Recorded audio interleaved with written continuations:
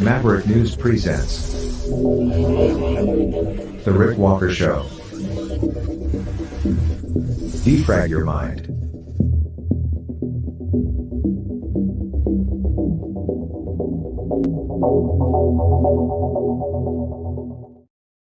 Good evening, everyone. I'm Rick Walker. Welcome back to the Maverick News channel. Great to have everyone here again on this Saturday evening. What a beautiful day it was outside today where I live. Anyway, I hope it was nice where you are. I know the people out west in Alberta and Saskatchewan and BC are still struggling with those fires, and I know that it's hot out there and dry. So, of course, our thoughts are with the folks out there as they continue to deal with those wildfires. Tonight, a few different things to share with you. We're going to show you what is considered to be possibly the largest explosion of the entire Ukrainian war so far. We're going to show you also a clip from Joe Biden, who is speaking at a black university and made kind of a strange comment. What else is new? Sort of shot himself in the foot with his mouth. Social media companies sued by the families of the victims from the Buffalo Massacre. Remember that shooting at that supermarket, the top supermarket? It was last year. Well, some of those families are engaged in a lawsuit now against social media companies because they say that social media platforms are being used to radicalize people, and they say that is what happened to the shooter. So there's potentially a landmark precedent-setting legal case coming up. Also tonight, and this is going to really form the backbone of our broadcast this evening, I have here with me tonight the Liberal Party of Canada official party policies as laid out for 2023. And these are the policies that they were discussing a week ago at their convention. And this is what came out of it. So we're going to dig into this tonight. And sorry, I can't pick up the phone right now because we are on the air. Somebody calling. Don't know who it is. Sorry about the phone interruption. I have turned it off. So we'll have to chat later, I guess. Anyway, we have the full document, and it should help you assess for yourself what the Liberal Party of Canada is all about. It'll also address that ongoing burning question that people have about the assertion this week from some social media people that the Liberal Party and Justin Trudeau want to bring back vaccine mandates. So we'll go through the entire thing tonight, bit by bit, point by point, not in a boring way. It won't be boring, trust me. But we'll find out where they stand on this issue of mandatory vaccinations. We'll find out tonight together as we dissect the Liberal Party of Canada policy document. in its entirety, not just what's on their website, the entire document. The most up-to-date information that's available. So we'll go through it. And the thumbnail for tonight's broadcast, it says it's the real globalist, the real liberal globalist plan exposed. And that's really what this is. So yes, it's a Canadian political party. It's the Canadian government. The Liberal Party is in power right now and has been in power for more years than any other party in Canadian history. But this isn't just a Canadian story. What this document contains really outlines the entire globalist plan. The Liberal Party, when you start to read this document, and I have read some of it, we're going to read the whole thing tonight. It's not that long, but I read some of it, and it does start to lay out just point by point, like a globalist agenda. The Liberal Party of Canada is Canada's globalist party. There's no question about it. You'll see it as we lay it out. How bad is it? You can be the judge. World Economic Forum, World Health Organization, United Nations, 15-minute cities, all of those things, all these issues are addressed in this document. You know, you don't have to guess what any of these parties actually stand for. You always have to guess what a politician is ultimately going to do. But if you want to find out what the party plan is, what the platform is, you don't really need to guess. They'll tell you in these policy documents. They'll spell out their platforms. Not to say that this couldn't change. It might change between now and the next election a little bit. But the reason they hold these conventions is so that they develop collectively as a party their party platform, issue by issue. And all the parties do this. So we'll go through it together tonight. And I think it'll be very revealing for you, as it already has been for me. And I'm sure there are going to be some other surprises in there for me too. So yeah, if you want to know what's going on around the world with all these sort of progressive, neoliberal, woke governments, if you want to know what they're planning, just read this. Justin Trudeau is the poster child, the poster boy, I guess, for the globalist movement. You'll see when we start digging into it. You're going to want to stick around. A lot of surprises straight ahead. Or maybe not. Well, maybe. Maybe just confirmation of what you're most fearful of. Stay with me.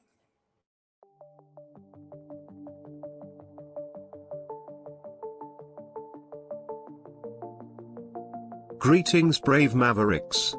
Our quest for truth continues. We go beyond fake news. Together we expose propaganda. Together we pull others out of rabbit holes. We are maverick thinkers. We are all unique individuals, defenders of individual rights and freedoms, credible, trusted, grounded in reality. Maverick News, Maverick News. Defending free speech, free speech. Donate at freedomreporters.com. Do it now. Tomorrow may be too late. Maverick News. The world is watching.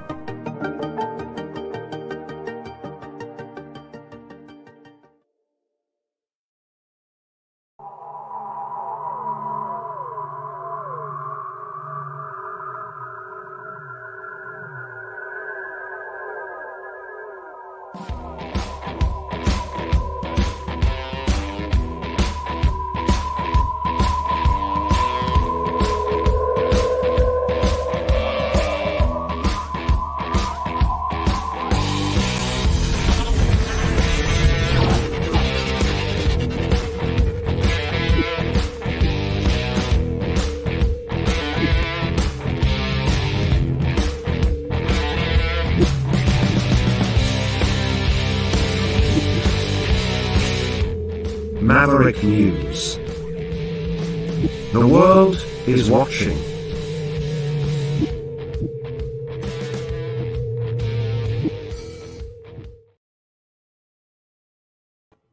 Okay, let's start tonight with Joe Biden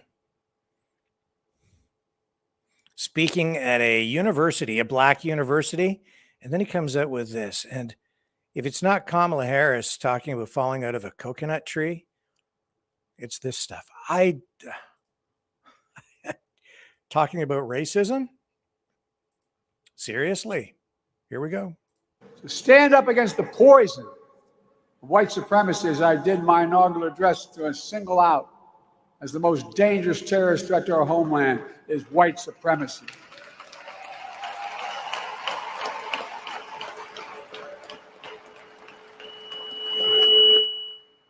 And I'm not saying this because I'm at a black HBCU. I say it wherever I go.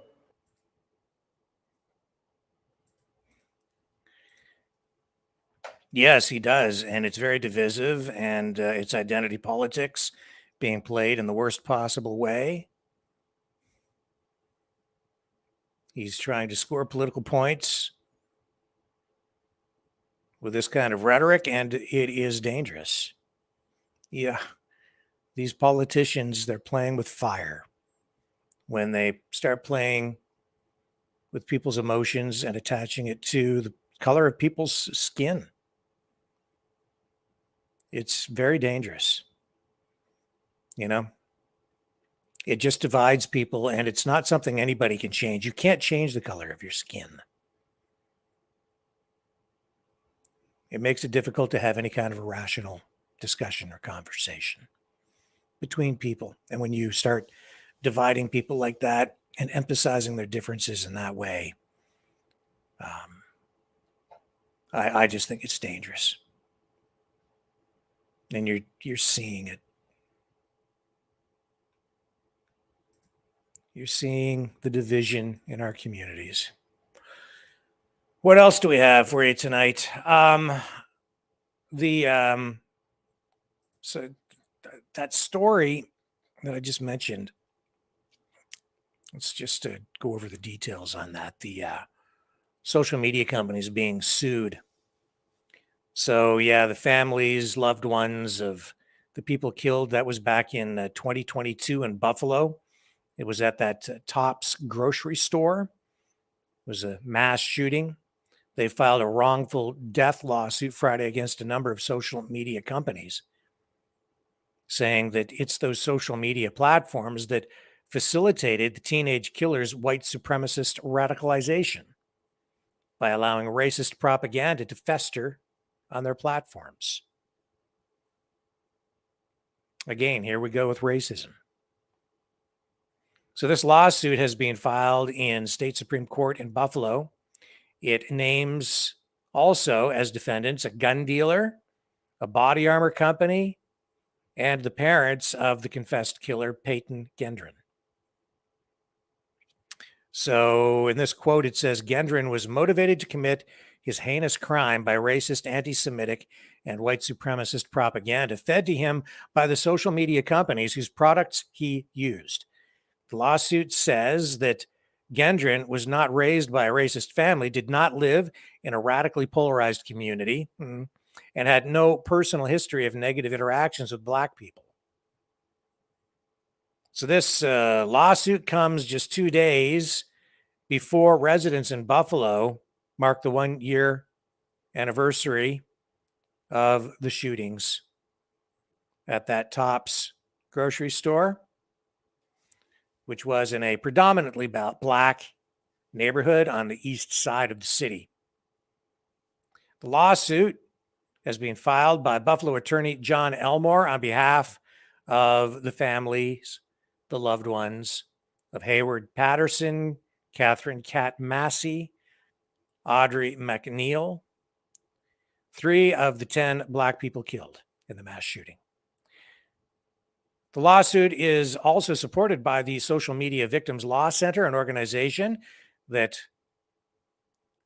works through the legal system to hold social media companies accountable for the alleged harm that they claim those social media platforms inflict on users who are among the most vulnerable.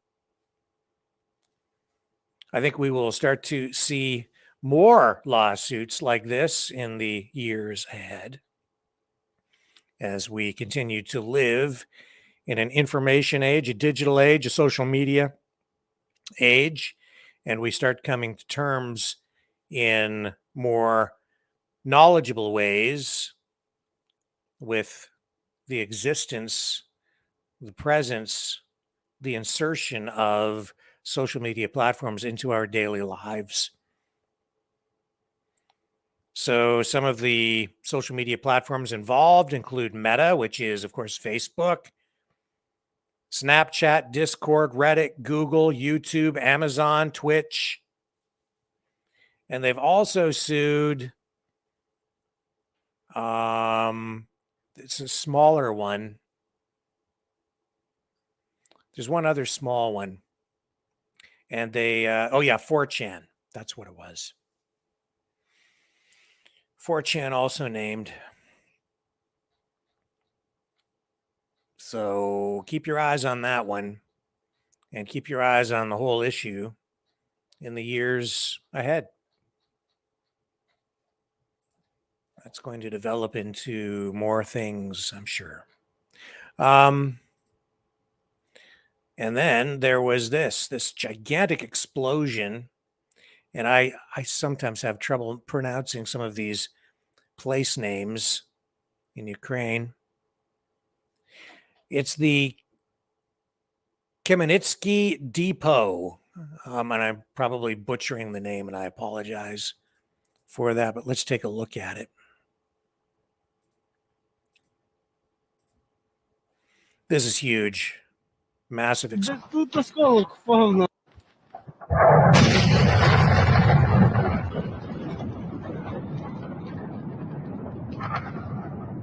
Multiple explosions here. Probably fuel and munitions.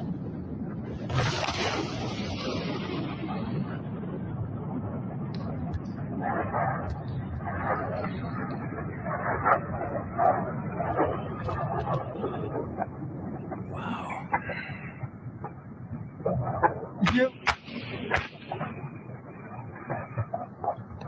Ебать осколки нахуй. Охуеть нахуй.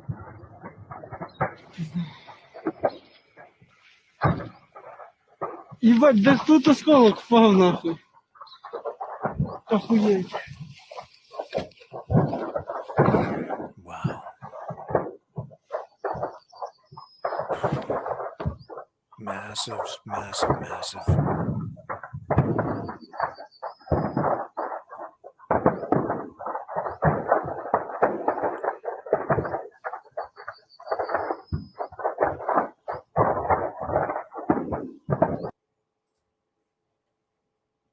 Unbelievable. Scary. And then I just came across this video from Kareem Assad. I'm going to run this because, again, this is a lawyer out of Toronto, and she goes to all of these freedom rallies. I'm not even sure if I wouldn't say she's a pro-freedom or she's a freedom fighter, but she goes, I don't know where she stands politically, because she seems to be sort of all over the map. She's usually shunned and verbally attacked by people at these freedom rallies, but she goes all the time. It's the strangest thing. But she's a political satirist and videographer, social media influencer. The thing about these videos that she shoots is most of them, she doesn't really comment. She just has a knack for capturing a moment, shooting like a demonstration. But in this case, she's talking about, in her caption here, she says, the Freedom Parade cuts through Yorkville interrupting live outdoor music and a sidewalk sale of wine. And by saying nothing, just letting you see what's going on, she's sort of making a statement. It's very revealing. It puts things into a certain context, gives you perspective, I think. She's making a statement by choosing what she shows you. It is absolutely a form of journalism. I think she's pretty good at it. Again, I don't know where she is at on the political spectrum, but I want to run this for you because I just think it's well, you can just watch it, assess for yourself. It just kind of makes me chuckle in a way, which is, I think, part of the goal is here. No great reset. No agenda 2030. No agenda 2030.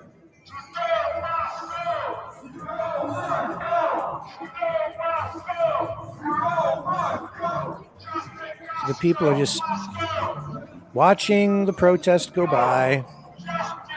Some people even shooting it with their phones. Other people just checking their email. Somebody with some sort of a weird political poster on their scooter. Oh, and here's this music is like.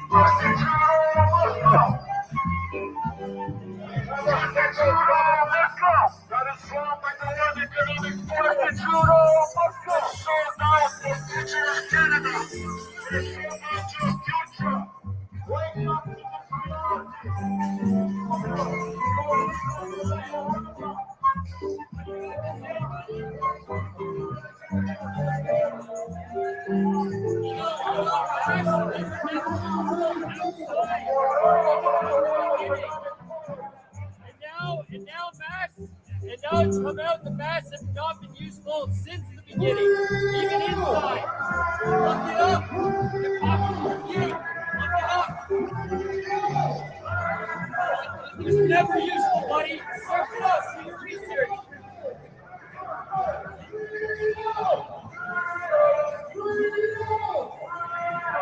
The popular review. Look it up. We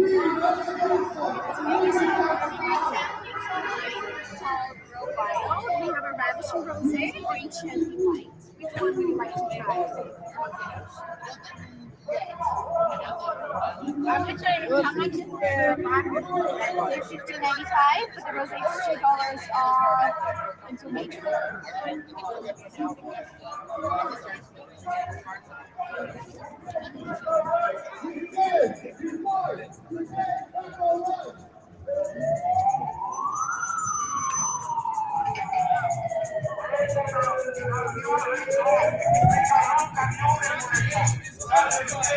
No to the Great Reset. No Great Reset. No Great Reset. Stop the anti-human agenda. Stop the anti-human agenda. Stop Satan's anti-life agenda. I'm not going to say the word. BBC fake news. CBC's fake news. CBC's fake news. CBC's fake news.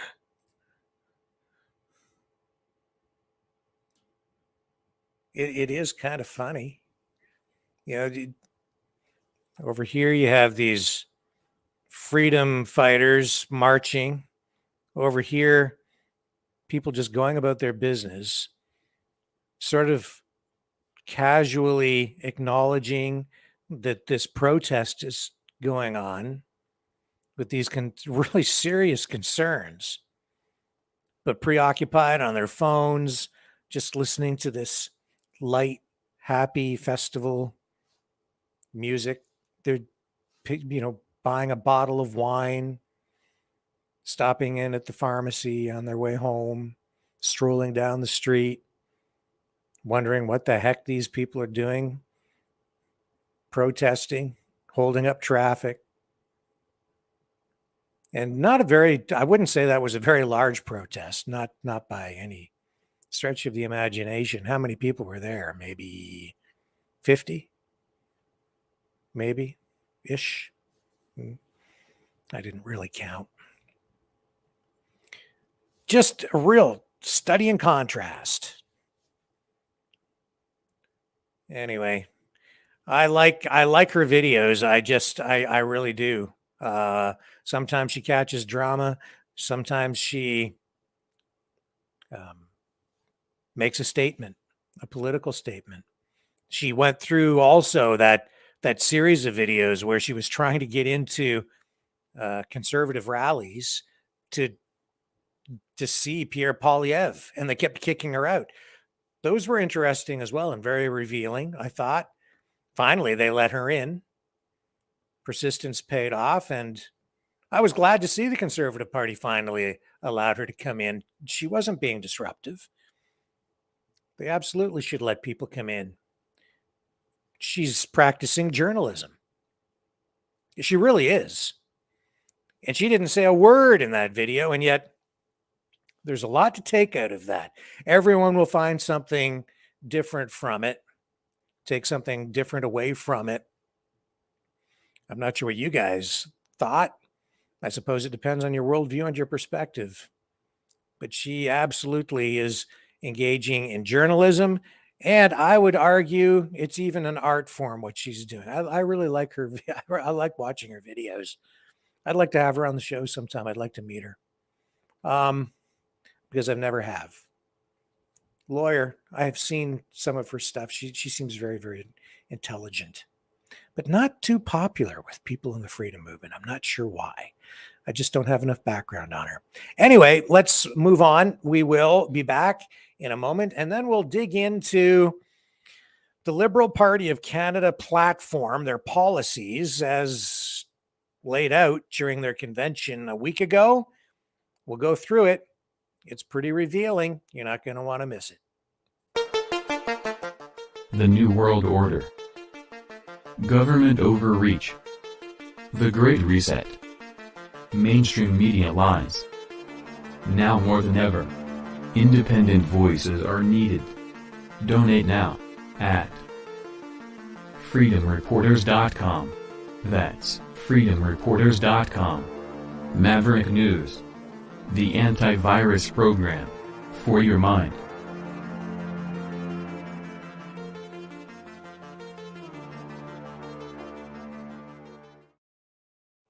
All right. So before we get into the policy document, let's take a look at the latest poll. Conservatives have opened up quite a lead over the Liberals and the New Democrats. 35.2% support in their latest Nanos poll. 35.2% for the Conservative Party of Canada. They're actually down 0.6%.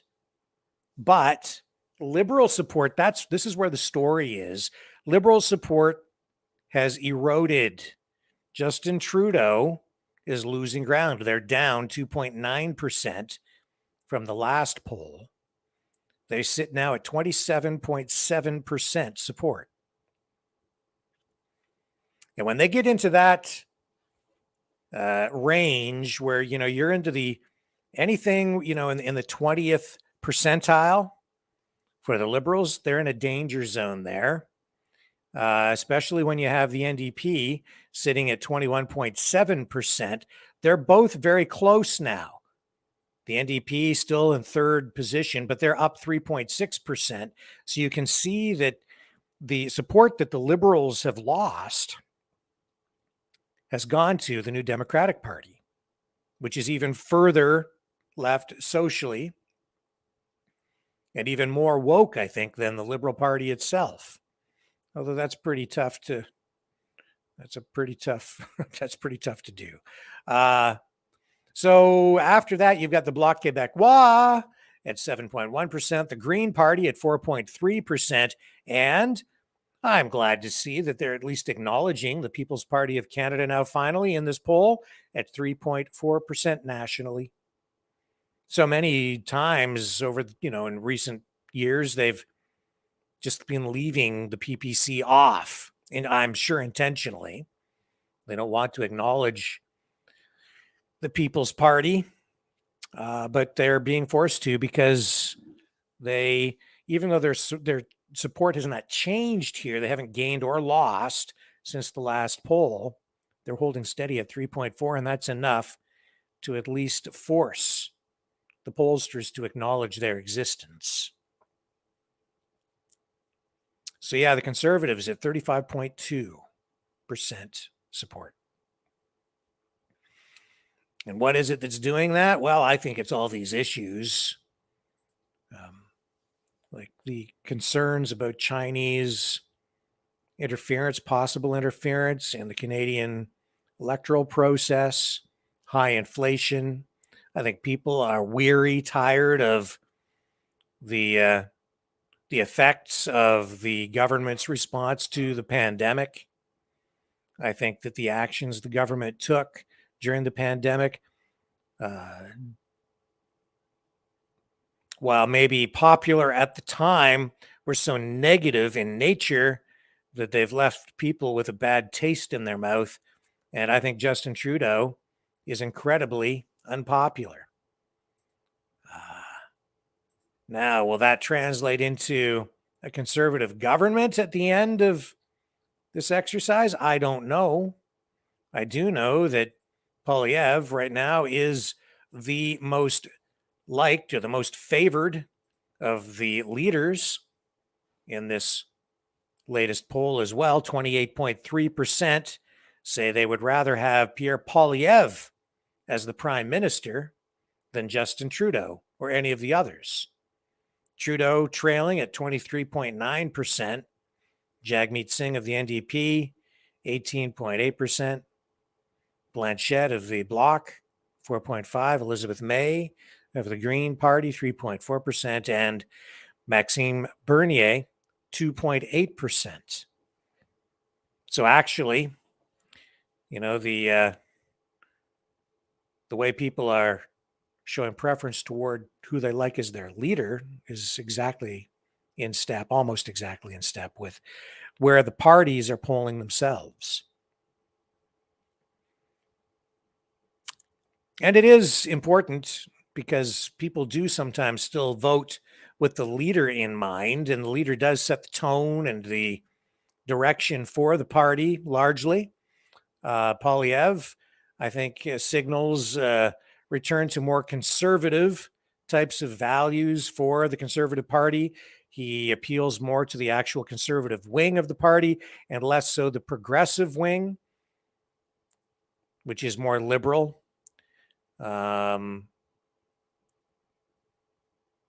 So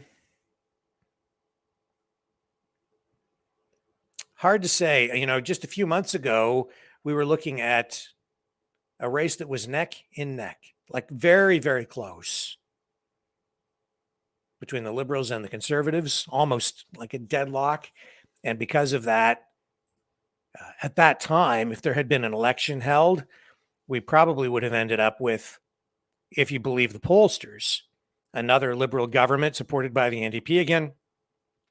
We would have wound up exactly where we're at right now.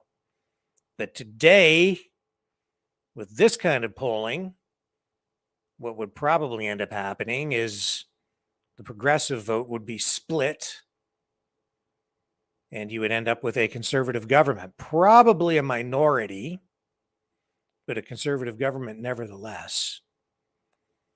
And probably not enough cohesion there to allow an alliance between the Liberals and the NDP so that you would get like this coalition government to take the power away from the Conservatives. And as I say, the leader of the party always sort of sets the tone for where the party is headed. But people at the grassroots level, people who get involved in a political party, also get to develop the party platform. That's what we saw a week ago during the Liberal convention. During that convention, they did develop this new policy paper, this document that lays out where the party would like to go. And this is for 2023, the official party policies. As you can see right there. Now, a few people sent this over to me, and I appreciate that very much. And so when I started going through this, I thought, we really do need to take a closer look at this, because this is like a template for every other progressive, neoliberal, woke government, globalist institution, globalist governments around the world. The Liberal Party of Canada really does embrace these globalist ideas, the whole globalist agenda. It's all in here, and we're going to go over it. And if you're living in the US or any other country in the world and you're watching this tonight, you should take note, because this document shows you not just where the Canadian government, under the umbrella of the Liberal Party, is headed, but also the rest of the globalist world. And when we go through this, you'll see why we have this conflict in Ukraine. You'll see why people are so concerned about, well, let's just get into it. You'll begin to see what I'm talking about. And I think you already know kind of where it's going. So the other reason I'm doing this is because this past week, of course, there was all this talk about the Liberal Party wanting to reintroduce under Justin Trudeau vaccine mandates again. And we've seen social media influencers online talking about this because they're making reference to that document on the party website. And I said that at first I reported it, I think before most of the others. And I wasn't the first to have it, but certainly a day ahead of many of them. And then I realized that it was not true. So let's dig into this, and I'll show you what I'm talking about. So here's the table of contents. We don't really have to go over through all of this, but they start with number 1, affordable housing.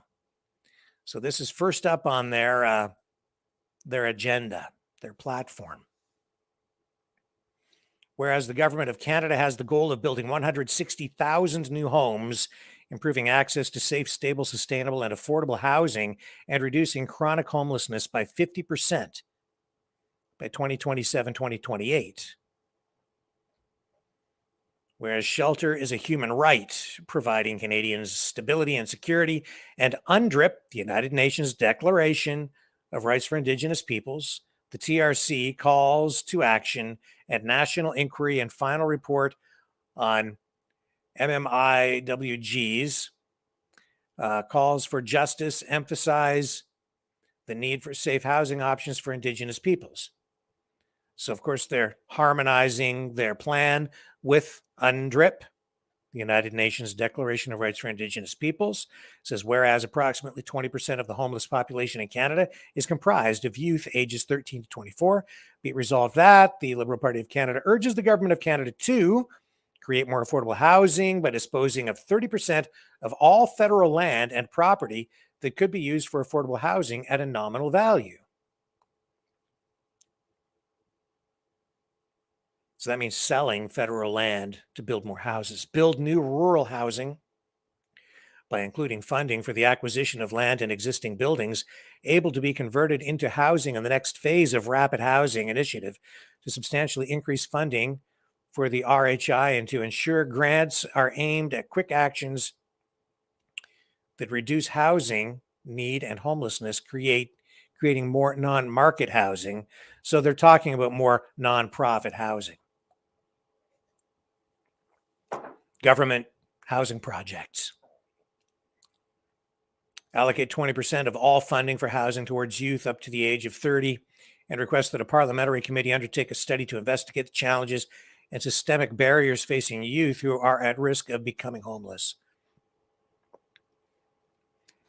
I've always taken issue with the way people on this side of the political spectrum approach the homelessness issue. They tend to think that the solution to homelessness is simply to build homes, to build more housing and government housing projects. Here in Canada, and people can disagree with me if they want to, but what I've witnessed is a lot of these housing projects, it perpetuates problems. People don't end up owning these. You get these geared to income facilities or housing projects. You get, they're constant. They're always there. I find it doesn't really solve a lot of the problems either, because a lot of the people who are living on the streets, they don't really address the social issues, the social challenges and problems that result in the homelessness. People aren't homeless because they can't get a home. Oftentimes they're homeless because they have drug addiction problems, mental health issues, or other challenges that prevent them from functioning fully in society. Anyway, move on. A Windsor, Quebec City high-speed rail link. So they want to establish a high-speed rail link. Do you know how long we've been talking about establishing a high-speed rail link between Windsor and Quebec City? Decades.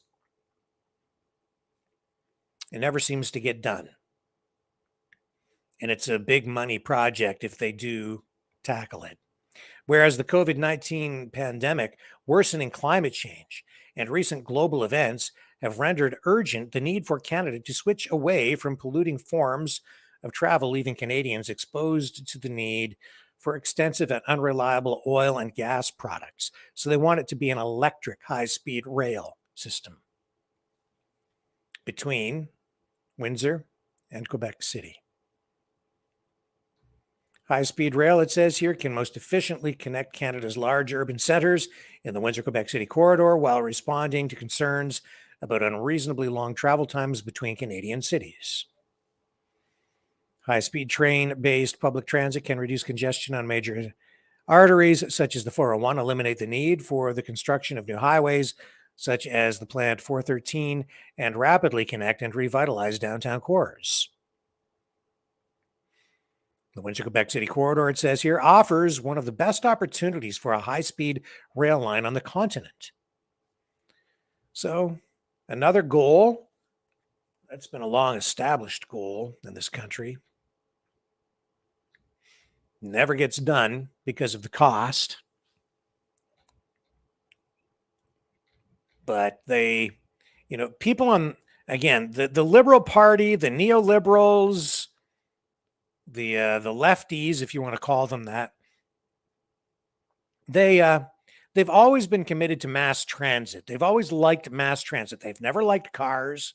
They don't like individual transportation. They like to do everything collectively. And that includes this. This is why it's prominent, second item in their policy paper. Number 3, investing in Canadian defense and security. Oh, here we go. Ukraine conflict.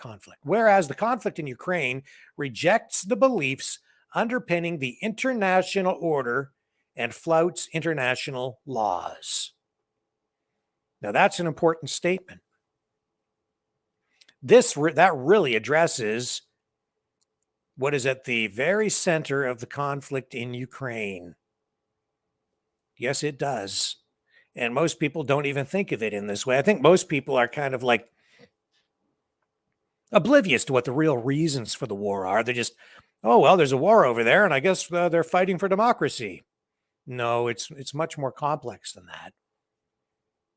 What it is NATO, UN, the United Nations, the United States, they collectively, all the NATO countries, look at the world now as something that they are trying to bring under their control through what they refer to here as the international order, rules-based international order, right? And what is that? That's basically saying, and this is where, even those references back during the Iraq War and the New World Order, what they're really talking about is international laws as written by the United Nations, by NATO, not so much the United Nations, but certainly by NATO,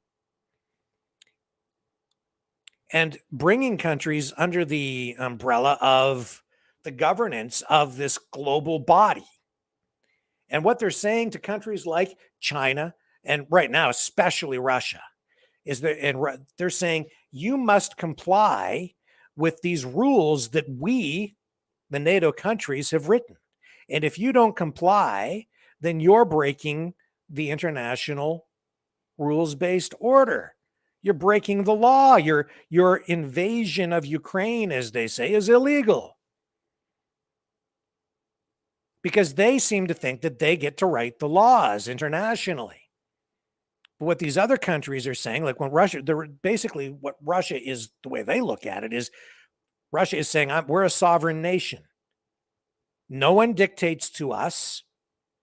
We look out for our national interests. We have borders.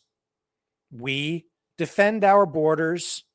And where we interact with other countries, we base our interactions not on the NATO enforced international rules-based order as written by NATO, as written by these countries, these globalist countries. They interact through established international law. And they're saying no one dictates to them, to Russia, because they're a sovereign nation. It's two conflicting worldviews of the international, of what international law is supposed to be. Who gets to enforce that? And so you see, as soon as you establish one global governance structure like that, one set of laws for all of these different countries, and you start to develop collective policies like this, what you're really doing is you're eroding the sovereignty of the member nations. That's why you end up with the situation we're basically in, where we're looking at a one world government, a new world order, ruled by this new international rules-based order, the new world order. Russia is saying, screw you. You don't tell us what to do. We look out for our own interests. So here it is in the Liberal government, Liberal Party platform. And again, this is the party. This is not the government. But of course, the Liberals are in power. So these objectives, this ideology, these policies are, of course, overlaid onto the objectives of the governing of the government that's in power right now, which is liberal. We have a liberal government. And if they are reelected, these are the things they will implement. And many of them they're working toward right now. It continues here and says, whereas since 1945, the Canadian Armed Forces have aided our allies with different operations in varying roles and responsibilities by providing aid, support, and military training, such as in Operation Unifier around the world, thanks to our forces' expertise and knowledge. And whereas our current defense and security policy's vision was established prior to February 24th, 2022, whereas the serious lack of new investment in the Canadian defense sector over the past decades makes facing current and future challenges more difficult. Whereas new military technologies present a serious threat given increasingly frequent and sophisticated cyber threats and attacks.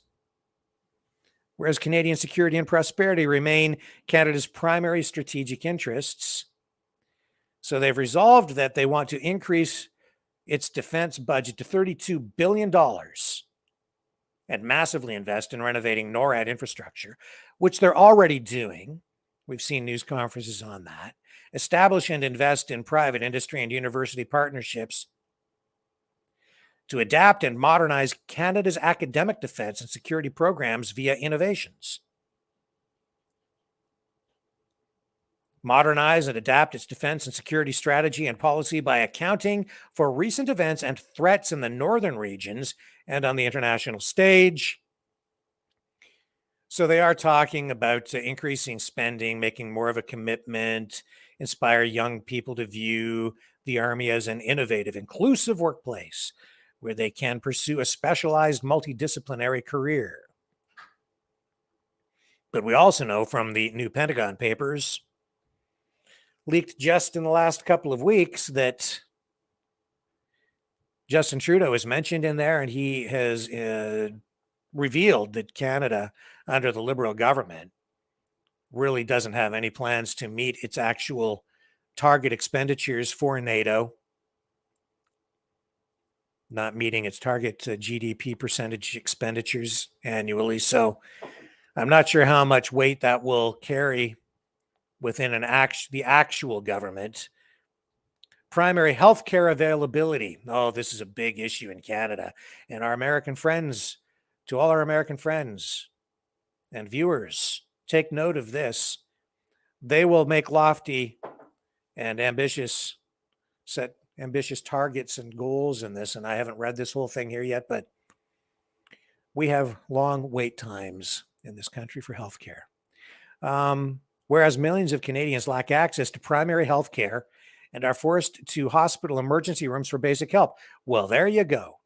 An admission of a big problem from the party that is committed to socialized health care and the concept of medical care universality, meaning that there's only one place you can go. They won't allow you to go anyplace else. Everyone is supposed to get the same level of care, regardless of how thick your wallet is,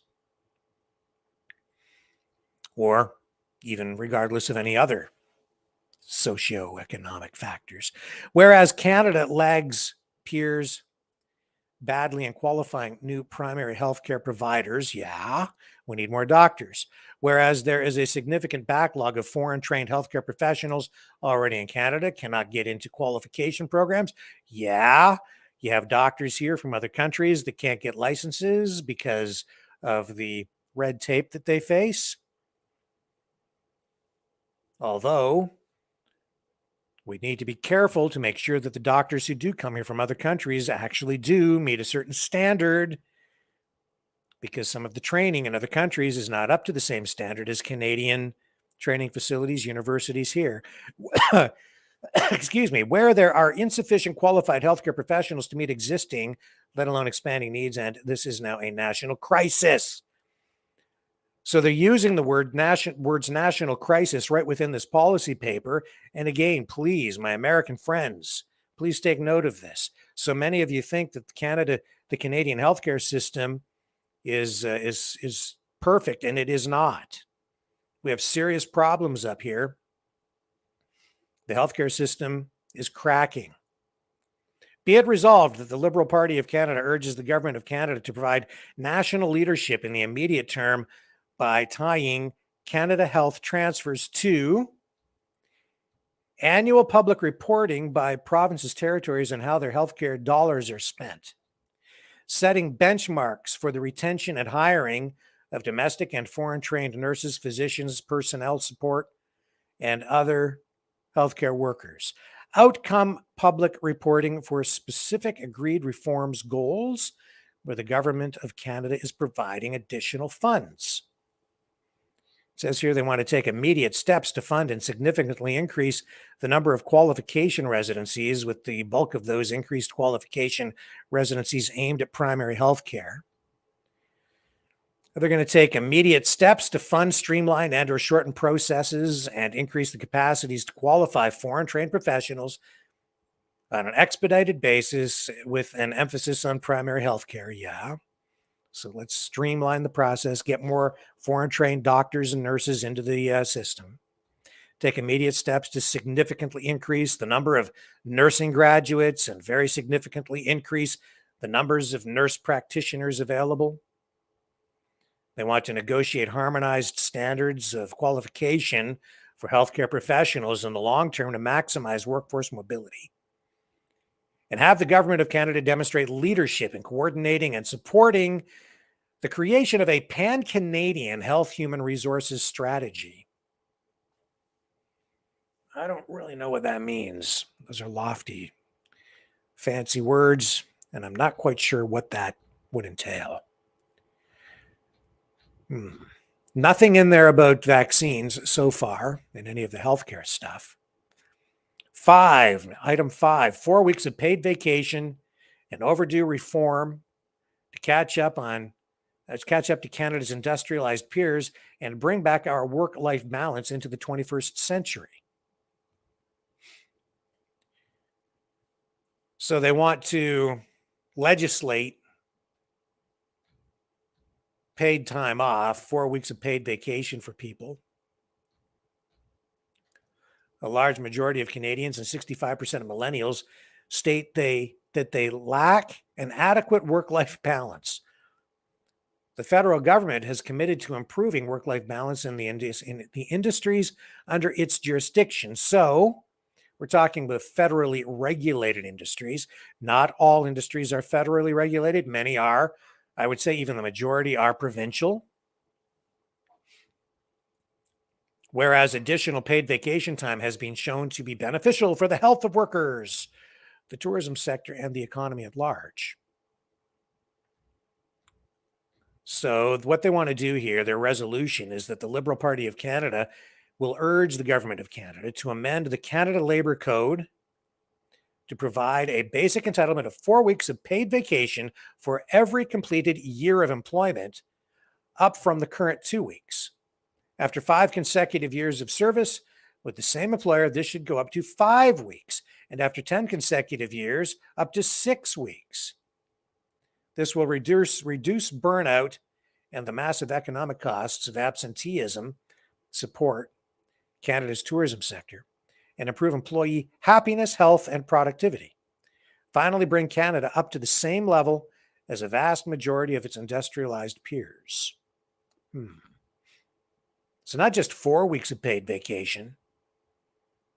The longer you've been there, you could get up to 6 weeks if you work in a federally regulated industry, such as broadcasting, or if you work for a government corporation, or a government agency, or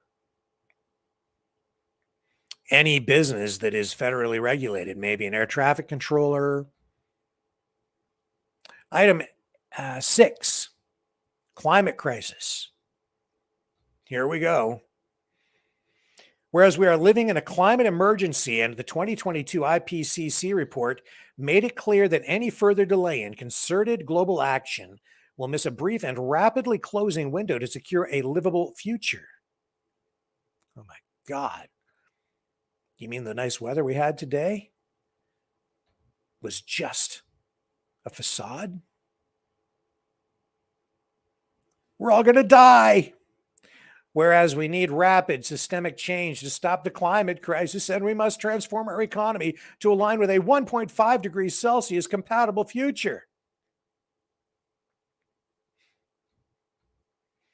Whereas it is far less costly to shift our economy away from fossil fuels and adapt to climate impacts than it is to pay the price for climate disasters.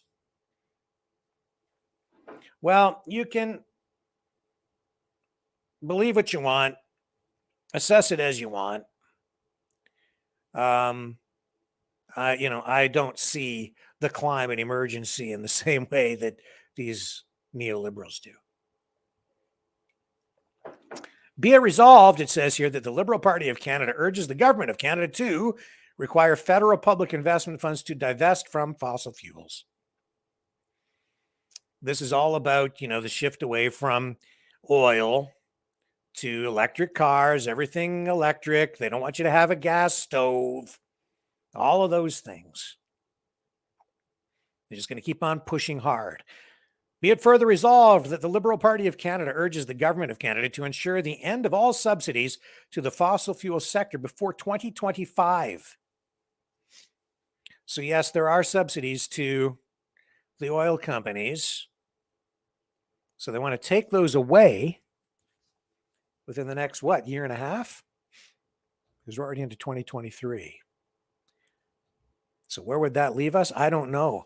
I think when you have a government that is committed to this kind of agenda and has adopted these kinds of policies, it becomes increasingly difficult to get any oil company to invest in any kind of new oil infrastructure. They're not going to drill.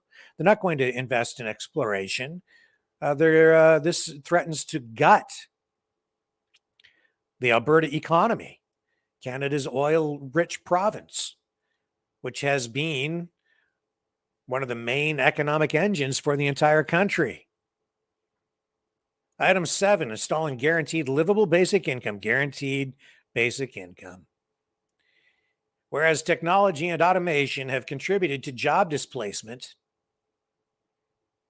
and are shown as main contributors to wage stagnation and to the steadily declining share of Canadian workers' income over the last 40 years, and nearly half, 42%, of Canadian jobs at high risk of automation in the coming years. Technology certainly is disruptive. History has shown, a slightly different picture as far as I'm concerned. I have a different take than this, but let us continue. So what are they going to do about this? Let's just scroll down here and look at what they want. Be it resolved that a Liberal federal government will demand a new distributional fiscal analysis of a national guaranteed basic income, posted by the Parliamentary Budget Office on April 7th, 2021, with following additions to be completed within the first 90 days of forming government. Number 1, age of 17 included. 2, scenarios 1, 2, and 3 included, not just 1, adjust for inflation, include the territories, reserves, and temporary workers. Be it further resolved that within 30 days of completed report from PBO, federal Liberal government will conduct 270 days of consultations with stakeholders and Canadians, then to transition into a guaranteed livable basic income bill within 90 days after the consultation period expires. So they're setting a timeline for this. Because it says here, scroll back up, whereas conclusions from basic income pilots conducted in Manitoba, Ontario, and British Columbia report communities at risk were financially secure. Those in Japan showed interest in starting a business increased by 3.9 times. And in South Korea, results showed a 45% increase in local business revenue.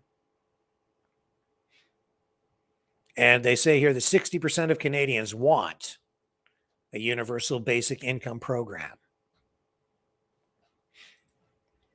Okay, maybe if that's what people want, that's what people might end up with.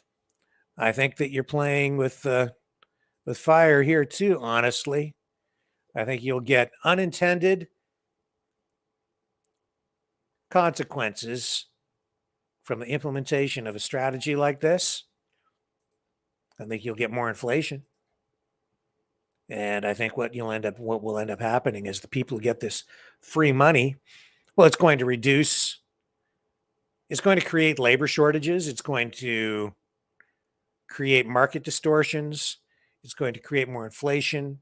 And in short order, you'll find the people, I think, who are receiving this guaranteed basic livable income, after a short time, it won't take long, that amount of money will not be a livable amount of money. They'll have to continually increase it because that money is not productive in the way that they think that it will be productive. It's not being earned. It's just free money. It doesn't add any productivity to the bottom line of the economy. It's an economic construct. It's not something tangible. It doesn't result in more output, but it does result in more consumption.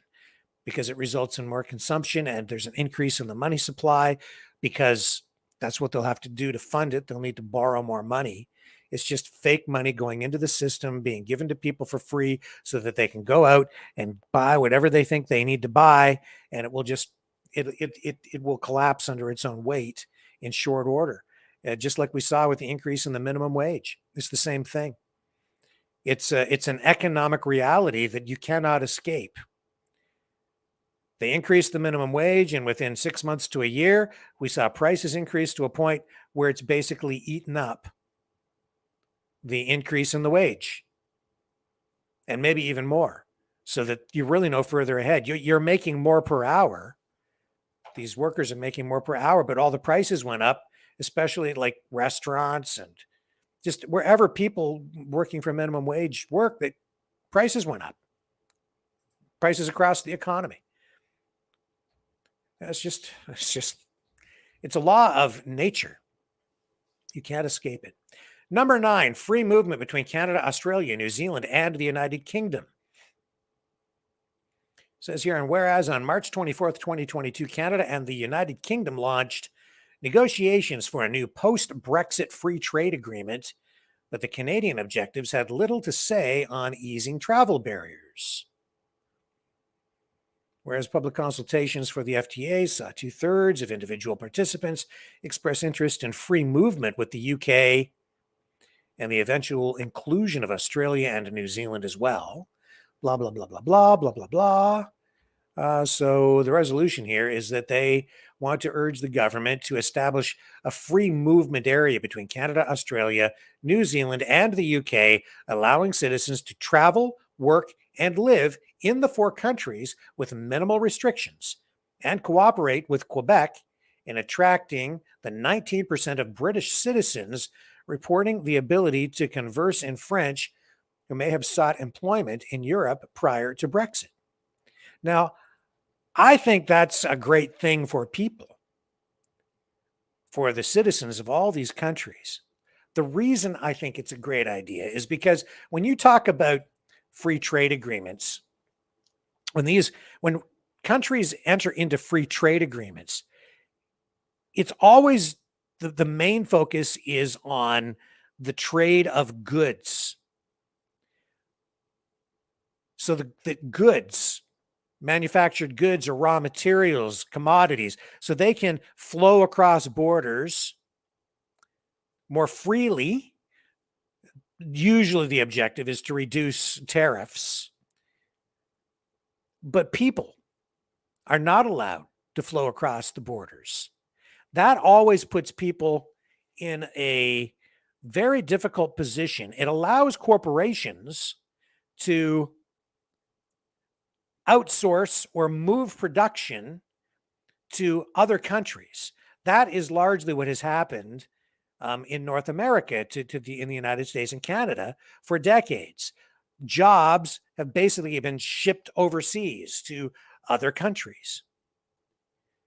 But if you're just someone who rents yourself out to an employer, you can't follow that job. Like, you can't just pick up and leave and go work in China or Mexico. If you're a Canadian citizen, it's not that simple. You might be able to get down there and you might be able to go live there and you might be able to start to work, but there's a process that you have to go through. And even if you do, you would likely be working for lower wages, because that's the way the big corporations, these multinational corporations, have been able to make more and more profits, is by moving their factories out of countries where wages have been increasing over the years because of the organization of, workers through unions and more government regulations that make it more and more costly to produce in Canada and the US. So the companies said, well, let's move to a place where the cost of production is lower because labor costs are lower, regulations are not as strict. So it costs us a whole lot less to produce these items.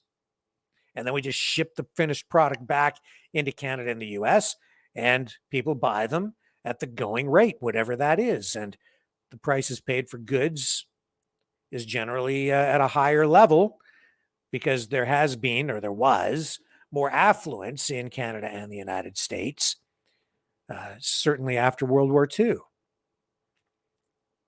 But if they allow workers to move from country to country to country, Now suddenly the workers would have the ability, the right even, to move freely from one country to another and actually go chase those jobs. Now, it wouldn't be that effective in combating this exact problem that I've talked about of, sending jobs overseas, because these Brexit countries, these, United Kingdom, New Zealand, Australia, they are similar in nature. The economies are on sort of on par with Canada and the US, but at least you would have the ability. You'd have the right to just go to any of these countries and go chase a job, chase your dreams. And if there are trade deals between these countries, then they can't just simply ship the jobs over there and give them to some other place. You would be able to chase those jobs and avail yourself of them. You see what I'm saying? Yeah, I hope so. Item 10, combating disinformation in Canada. Censorship. Here we go. Whereas the United Nations Secretary General recognizes disinformation as an existential risk to humanity. Wow. Well, there's a statement that'll leave you hanging. We'll be back right after this short break, and we'll continue our look at this globalist neoliberal policy document from the Liberal Party of Canada.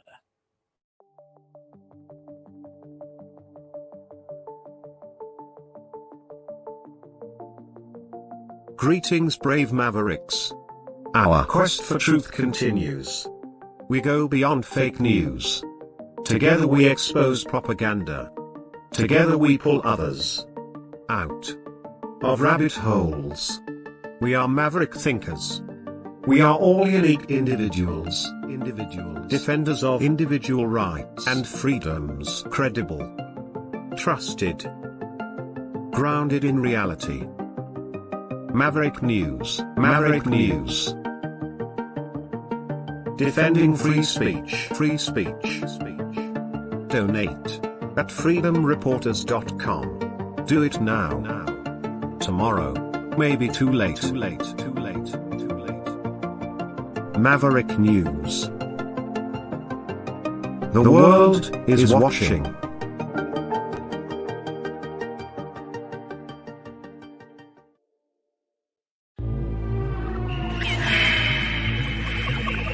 Fighting the Great Reset. By leading the Great Resistance.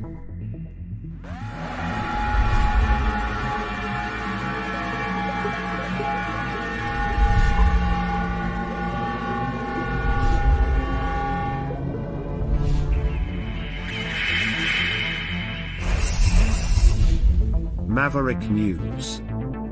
The antivirus programs for your mind.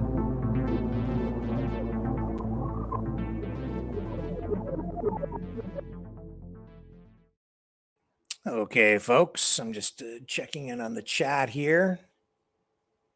Robert says, yes, Rick, what are you reading to us from? This is the policy document that was developed a week ago during the Liberal Party of Canada convention.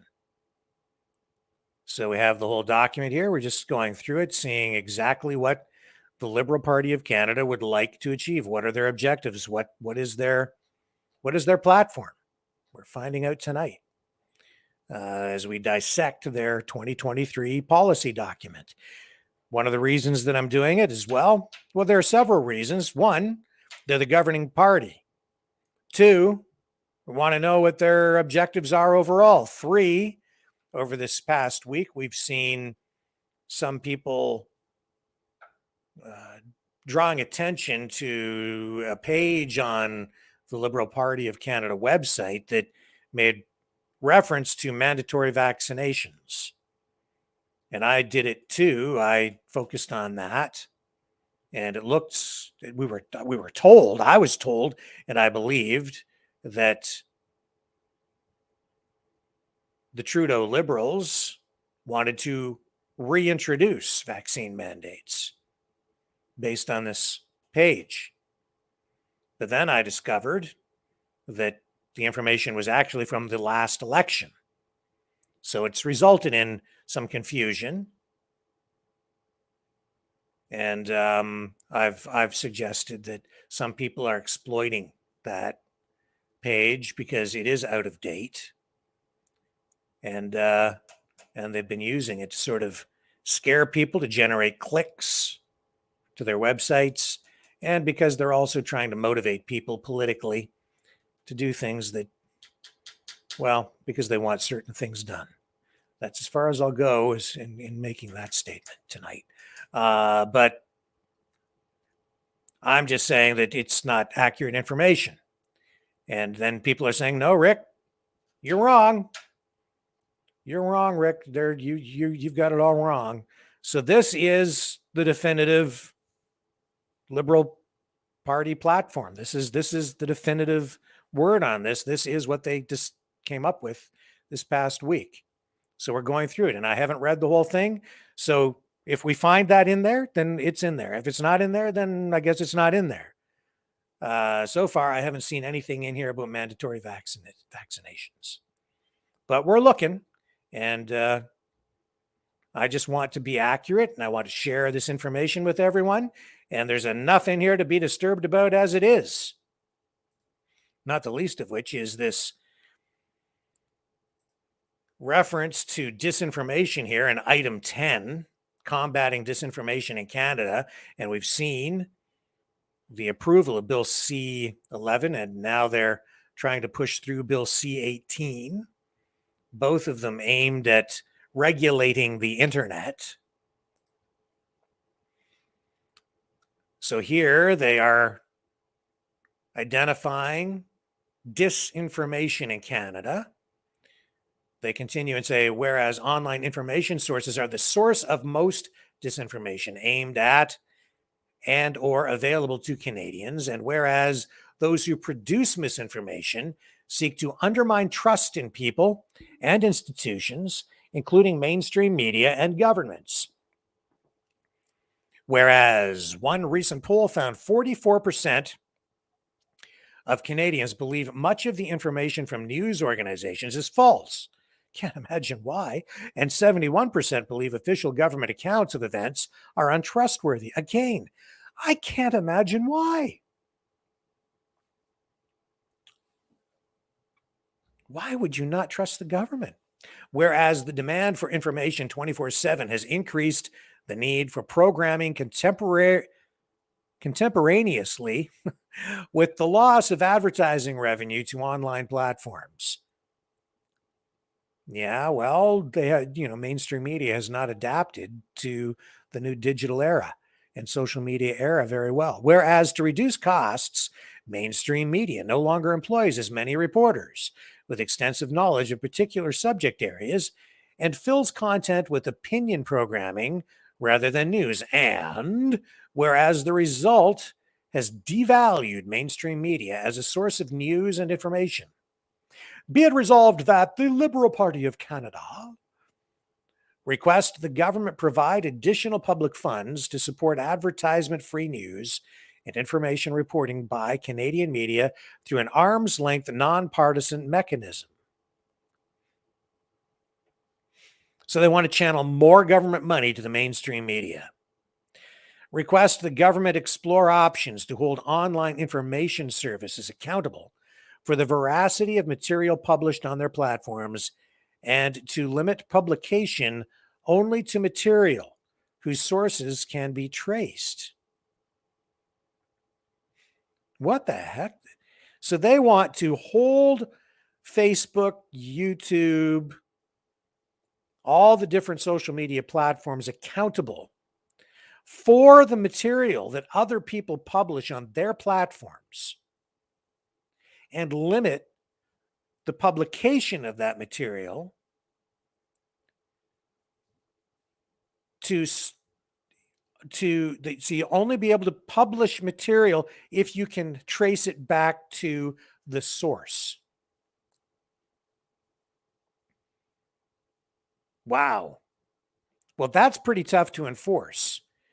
And that's pretty broad, and wow.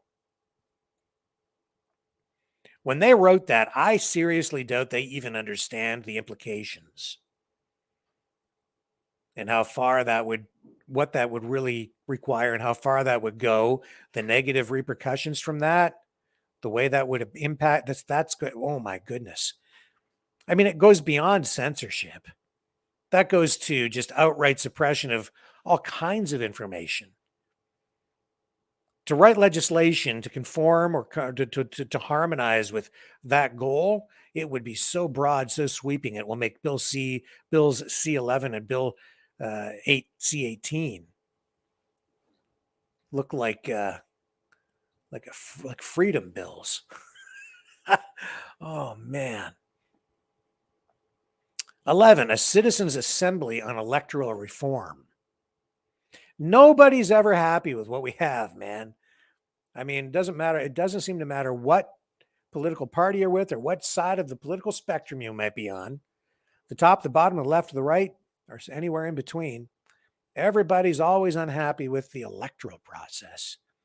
It says here a 2014 resolution prioritized by the LPC, Liberal Party of Canada, called for an all-party process be instituted involving expert assistance and citizen participation to report to Parliament within 12 months with recommendations for electoral reforms, including without limitation a preferential ballot and or a form of proportional representation to represent Canadians more fairly and serve Canada better.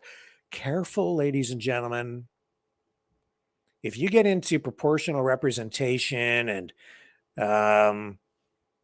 I mean, I know people complain about the system that we have. It's easy to pick things apart and tear things down. But I'm telling you right now, you better be careful what you ask for. Because if these liberals successfully appeal to voters and the public and get them to support electoral reforms, do you know what they're going to do? They're going to change the system and use some form of a proportional representation in a way that will probably make it virtually impossible to ever unseat them again. You mark my words on that. They will try if they can. They'll rejig the system. And you think that we've got issues right now? It'll be nothing compared to what they'll do with it if they get their hands on the system and reform it to that level.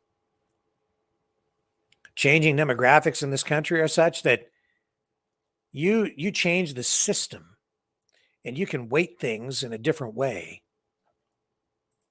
They'll do it because they know what they need to do to maintain control, maintain power.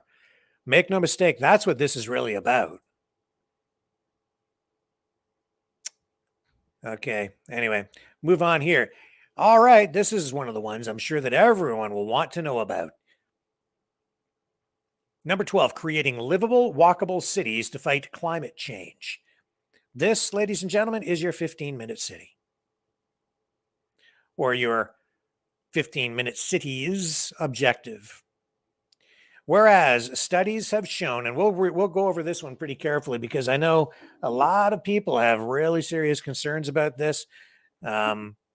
Politically, this is a hot potato with, those opposed to this on a political level. They've been really using it to drive their agenda, to drive their political base toward certain political objectives. 15-minute cities. Whereas, it says here, studies have shown that making cities more walkable and bikeable improves residents' health and quality of life, decreases cost of living, and allows for cities to more effectively meet emission reduction goals. So they want cities where people can walk and bike to the places they need to be within, I guess, a certain amount of time. Just make them more bike and walkable, bikeable and walkable. Whereas across the world, countries are attempting to make their cities more walkable and bikeable in an effort to achieve the benefits mentioned. Whereas in order to remain economically, socially, and culturally competitive, with the rest of the world, the government of Canada must incentivize cities to enact policies that make their communities more walkable and bikeable. So we've seen a push toward that in, well, I don't know, last 10 or 15 years, maybe even longer with, bike lanes. Of course, they're looking at taking this further. And when they say incentivize, what does that mean? Well, they'll use the carrot and the stick, right? They'll offer the provincial and municipal governments money through transfer payments, grants, programs,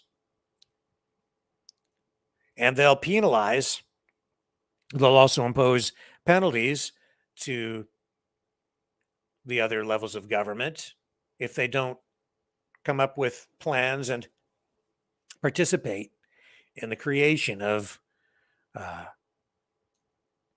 these, well, we'll call them 15-minute cities for the moment. Whereas in order to remain economically, socially, and culturally competitive with the rest of the world. Yeah. Okay. And then in the next point here, whereas cities often face the perception that prioritizing active transportation and greening in commercial areas will have a negative financial impact on businesses. Be it resolved that the Liberal Party of Canada will urge the government of Canada to create a fund that will cover the costs to incentivize the closure of major commercial streets to car traffic and test the scalability of such projects across cities in Canada.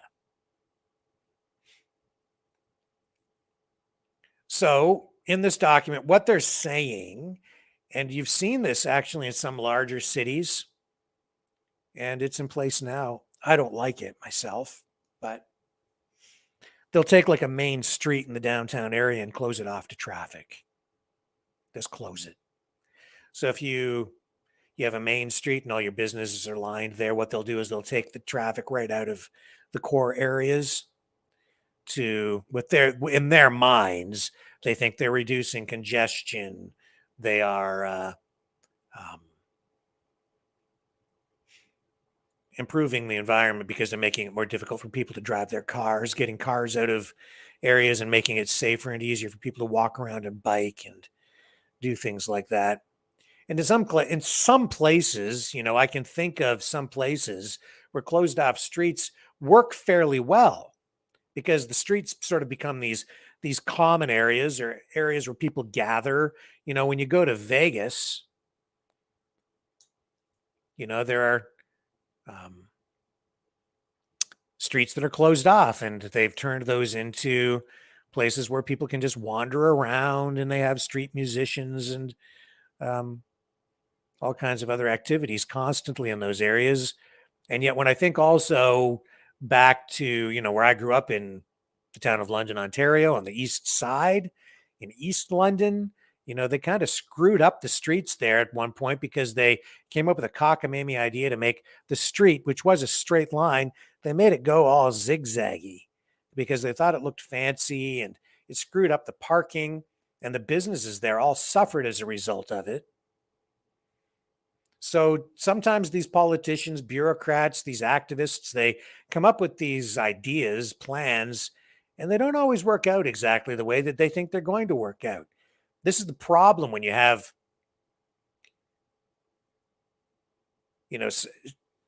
bureaucrats or politicians making decisions on a large scale for a lot of people across communities, creating, a plan, a sort of a one-size-fits-all plan. What works in one community might not work very well for another one at all. What works in a big city might not work in a small town. I don't agree with the approach. I think that people should be left to their own devices and let people, especially in their local communities, come up with solutions that they think will work best for them.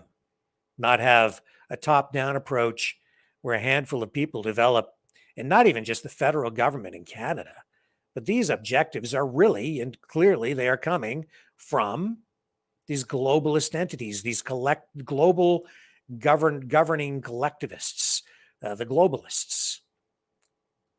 The World Economic Forum, you've seen these policies rolled out there. The United Nations. But it's, this idea here, this is W.E.F. W.E.F. written all over it. And that's why I say, you look at this document, you're looking at exactly what the globalists are really after. Now, exactly how these plans pan out, every municipality would be required, and many of them are already writing up these plans for these more walkable, bikeable districts, if you want to call them that. So you can assess for yourself. If you think that they're using this to create a prison, then I guess you can believe that if you want to. And if you think that it's something less sinister than that, if it's focused on reducing traffic, making things better for the environment, blah, blah, blah, blah, blah, and all the stuff that they are laying out here, then you can believe that. I will say this. I mean, if the liberals at this convention are all in on creating these things, they have to live in these cities too. So I guess they would be imprisoning themselves. I don't know where exactly it all ends up. I've seen a lot of propaganda on both sides. I do like my car. And a lot of, a lot of what goes on with government doesn't make sense, because over here, they don't want you to own a car. They don't want you to drive a car. They don't want you bringing your car into these congested areas. But over on the other side, they're building massive car factories to produce all kinds of cars so that they can sell you cars. And then in Toronto, they're spending $1 billion to expand the Gardiner Expressway. And, more money on upgrades for the 401. And it just goes on and on. So it's like they're putting their foot on the gas and the brake at the same time. That's pretty typical of the way the government works in this country anyway. And I think anywhere these globalist objectives are ruled out, that's largely what you get. It's so inefficient. It doesn't even make sense after a while. It's like, let's keep everybody in very close quarters, but let's sell them all electric cars. Let's keep the car industry rolling. They do it already. They've been doing it for a long time, even with the auto industry. They'll, over on the one side, they offer the auto companies all kinds of grants and tax breaks and incentives to build factories to produce cars and trucks. And then they give people rebates and tax incentives to go out and buy vehicles. And then they turn around and tax the crap out of the vehicle itself to make it so expensive people can't afford to buy it because they're trying to save the planet. So they subsidize it here and tax it over here. Make of that what you will. I call it insanity, and that's how our government operates. And that's what you're going to get. This is what you're getting all around the world, man. This is not just the liberal plan for Canada. This is a globalist plan. Item 13, save lives, keep seniors home. Whereas aging is not a disease, so institutionalization is not the answer. Whereas 1/3 of those in LTC pre-COVID were forced into long-term care because of unavailability of home support, whereas seniors consistently reject long-term care. I wouldn't want to live in one of those places myself. I'd find it very depressing. I suppose they have all kinds of things going on and maybe it's okay. Like, I don't know. Me, I like to just have my own space, do my own thing. I'm not happy unless I'm miserable by myself. I don't want to be happy and have a lot of friends and company in a long-term care facility. I'd rather be alone and miserable. That will make me happy. I'm not happy unless I'm miserable. Whereas the ever-increasing proportion of older adults in Canada results in escalating pressures on healthcare costs. Whereas elder care models focused on keeping seniors well enough at home to look after themselves offer the best solutions to Canadians. So, they're expressing some compassion here. No reference to the medical assistance in dying program, though, which is evil.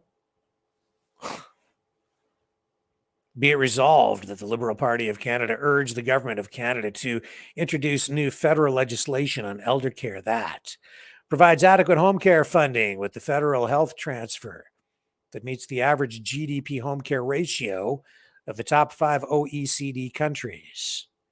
Ensures home care funding is conditional on transparency, adherence to national standards and public accountability, engages the provinces, territories, and stakeholders to shift focus from institutional care to home care models that include community supports and addresses improvements for personal care workers. Blah, blah, blah, blah, blah, blah.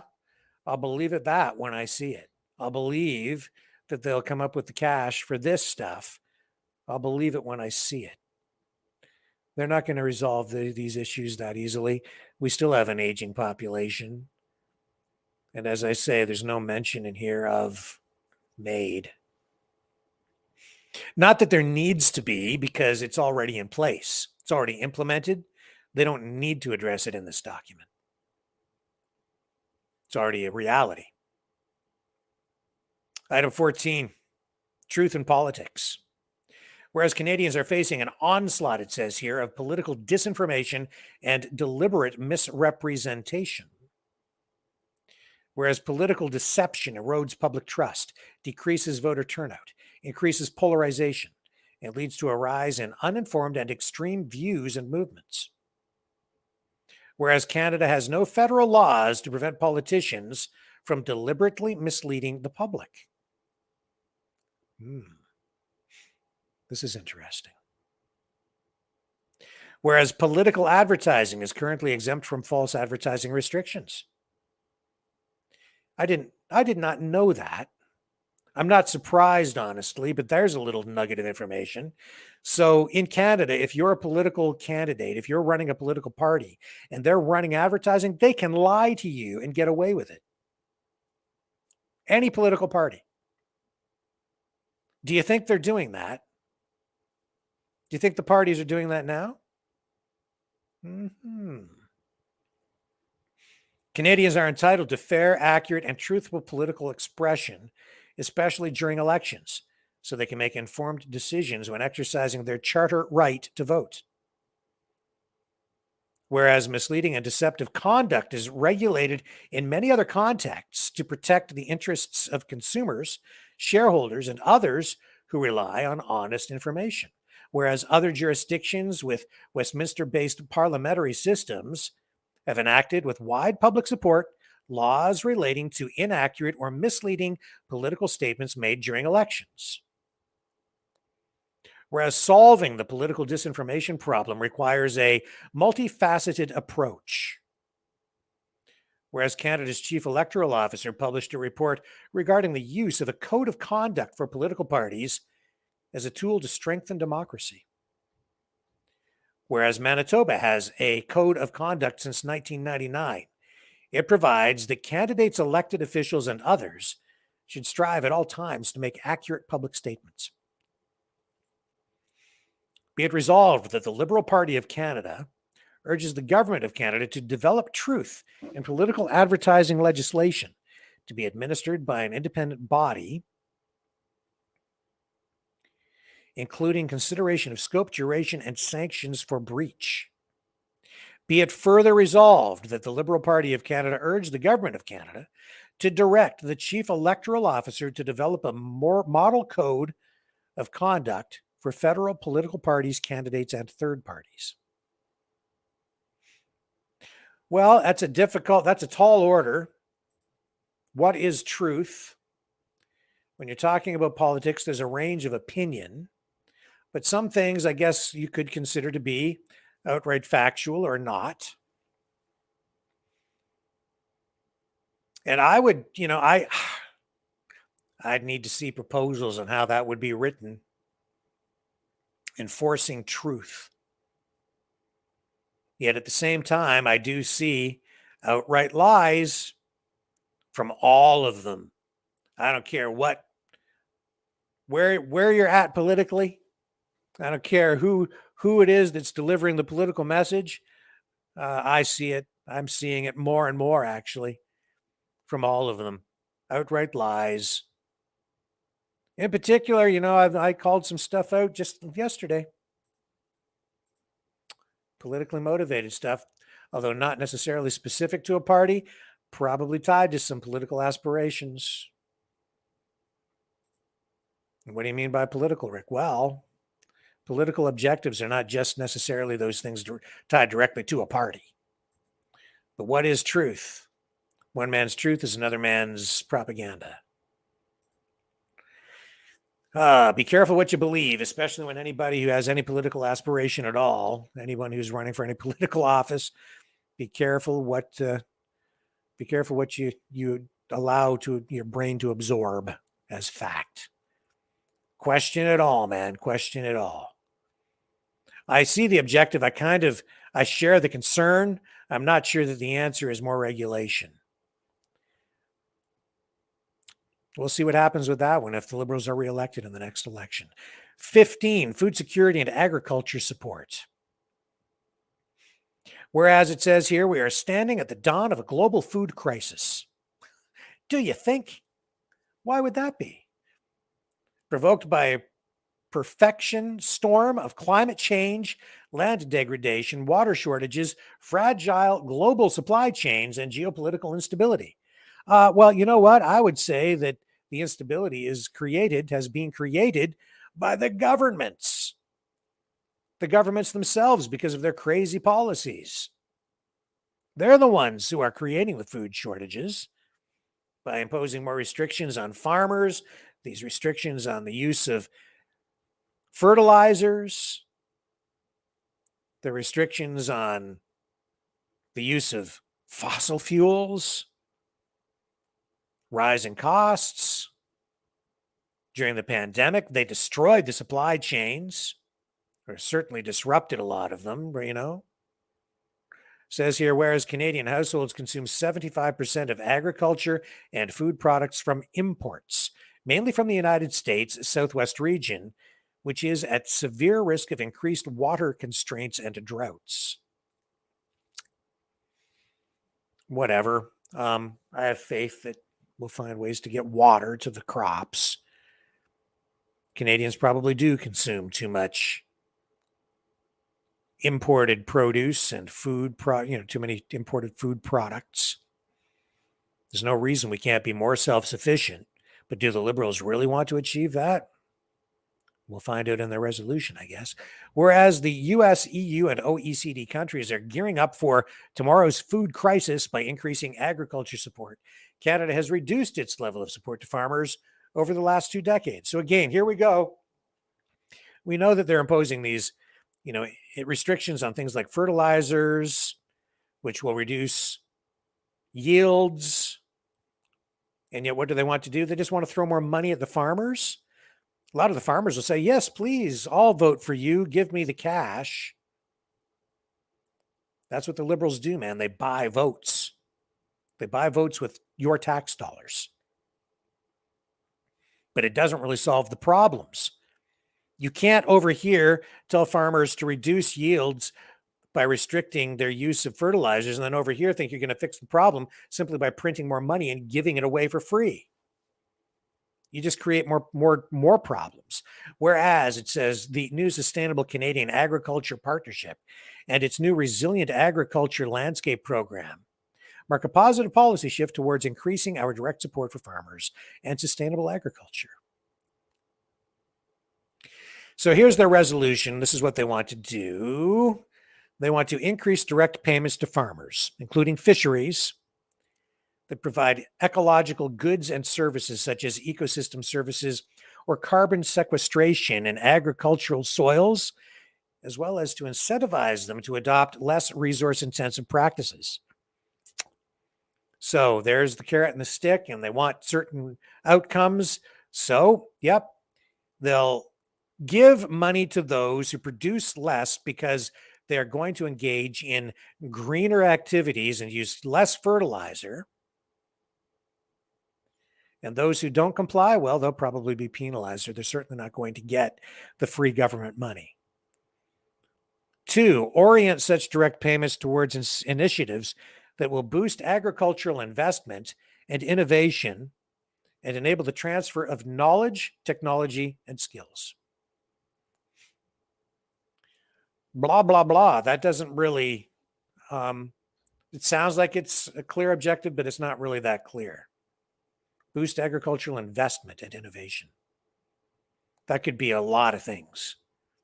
I'm sure they have something specific in mind. The Liberals always do. They're always 10 steps ahead. That language is probably directed at some sort of a program where they'll be able to direct the money to groups or individuals that they already have targeted. A green transition, item 16, for the prairie provinces. It says here, the greatest challenge facing many countries today is the transition to a green economy, particularly for regions that are more petroleum dependent, such as the prairie provinces. Whereas there are many examples throughout our federation where frequent high-level conversations among the levels of government have produced desirable results, notably during the COVID-19 pandemic. Whereas inequities exist within the prairie provinces in key areas such as bus service, intermittent and lackadaisical railways, increasing reliance on small charter planes, and the effect of a transition to a zero emission economy on jobs creation. Whereas significant opportunities exist in the region in areas such as electrified public transportation, emission reduction through green-based electrification, reestablishing and strengthening transportation links for communities with limited options for commuting, transferring for the oil industry, and the emergence of new energy industries. And whereas the prairie provinces have lower populations and a remoteness to the center of Canada that fosters a sense of alienation with respect to the government of Canada. Yeah, we're a big country, spread out. It's always been a challenge. And that's why a lot of these ideas and policies that the government has, at least these neoliberals have, don't really work well in many of the many communities across the country. A lot of this stuff comes from people who live in glass offices in big cities, and they think that these ideas can be universally applied. But when you're out in, the middle of a field with nobody else around for miles, your life is a lot different than somebody who lives in downtown Toronto.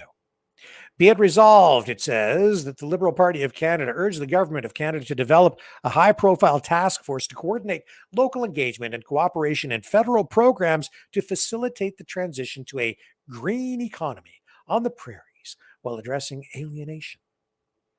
Well, they're going to fix all the problems. They've got all the answers. Be it further resolved that in developing the framework, the government consults with the provincial governments, municipal governments, Indigenous governing bodies, the private sector, and labor representatives in the respective sectors of transportation, environment, agriculture, and employment.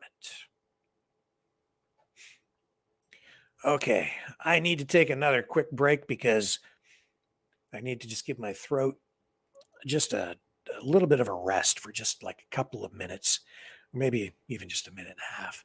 So let me just run this little promo and I will be right back.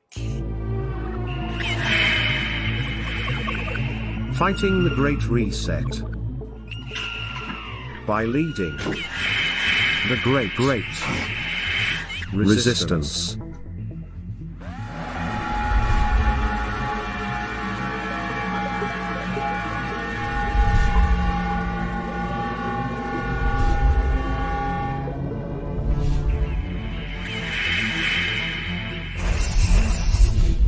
Maverick News.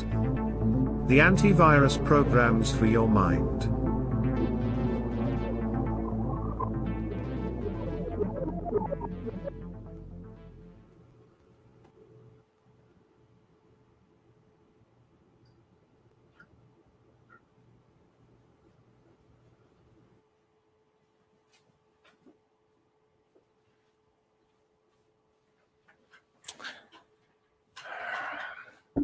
Okay, there's Fred, the freedom fish, swimming around. Are you there, Fred? Hello, Fred. He's in there somewhere. We're getting some, there we go. Getting some echo feedback. This guy's on his way to the border, eh? Oh, there he is. Fred. Alert, red alert, Fred. This guy with a gun, he's coming to see you, just letting you know. You might want to prepare because it's a complex issue that you're going to have to deal with when he invades your sovereign territory, dude. He's coming. I'm gonna go in there and I'm gonna find a new place to live. And I don't give a damn what Fred says. Okay. We'll see. We'll go back to Fred later. We're gonna have to come up with a name for Fred's country there in his little aquatic country. And for those of you who don't know what the heck I'm talking about, Fred the Freedom Fish, he's a sovereign citizen in his own little tank. And he has his own little country. He's indigenous because he's the first one to inhabit that sovereign space. And we are going to explore the issues that come with creating an actual society. So the first issue at hand for Fred as he tries to establish his, he's going to have to defend his territory, isn't he? I don't know. We're going to have to find out what happens when this guy here with the weapon shows up. Okay, let's get back to this document, shall we?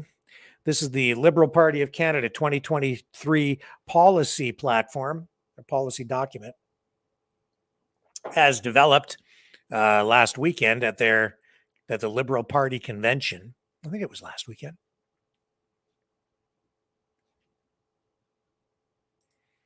And we're looking for a few things in here. We're looking for any evidence of the party and Justin Trudeau wanting to bring back vaccine mandates. That's one of the primary objectives I have here as we review this document. Item 17, and this is what I'm referring to as a template for other globalist countries. If you want to find out where globalism is taking us, just look at this liberal policy document. It has all the fingerprints of the World Economic Forum, World Health Organization, the United Nations, NATO. It's all over it. Item 17, fairer access to telecommunications infrastructure. Whereas a 2017 OECD report found that the cost of 2 gigs of mobile data in Canada was, get this, and I'm glad they're identifying these problems. They're not sugarcoating it here, 85% higher than the average of the 35 member countries analyzed and ranked third most expensive. Whereas most cell towers in Canada are owned by large carriers, granting the competitive advantage of being able to create barriers for smaller rivals needing infrastructure to operate on.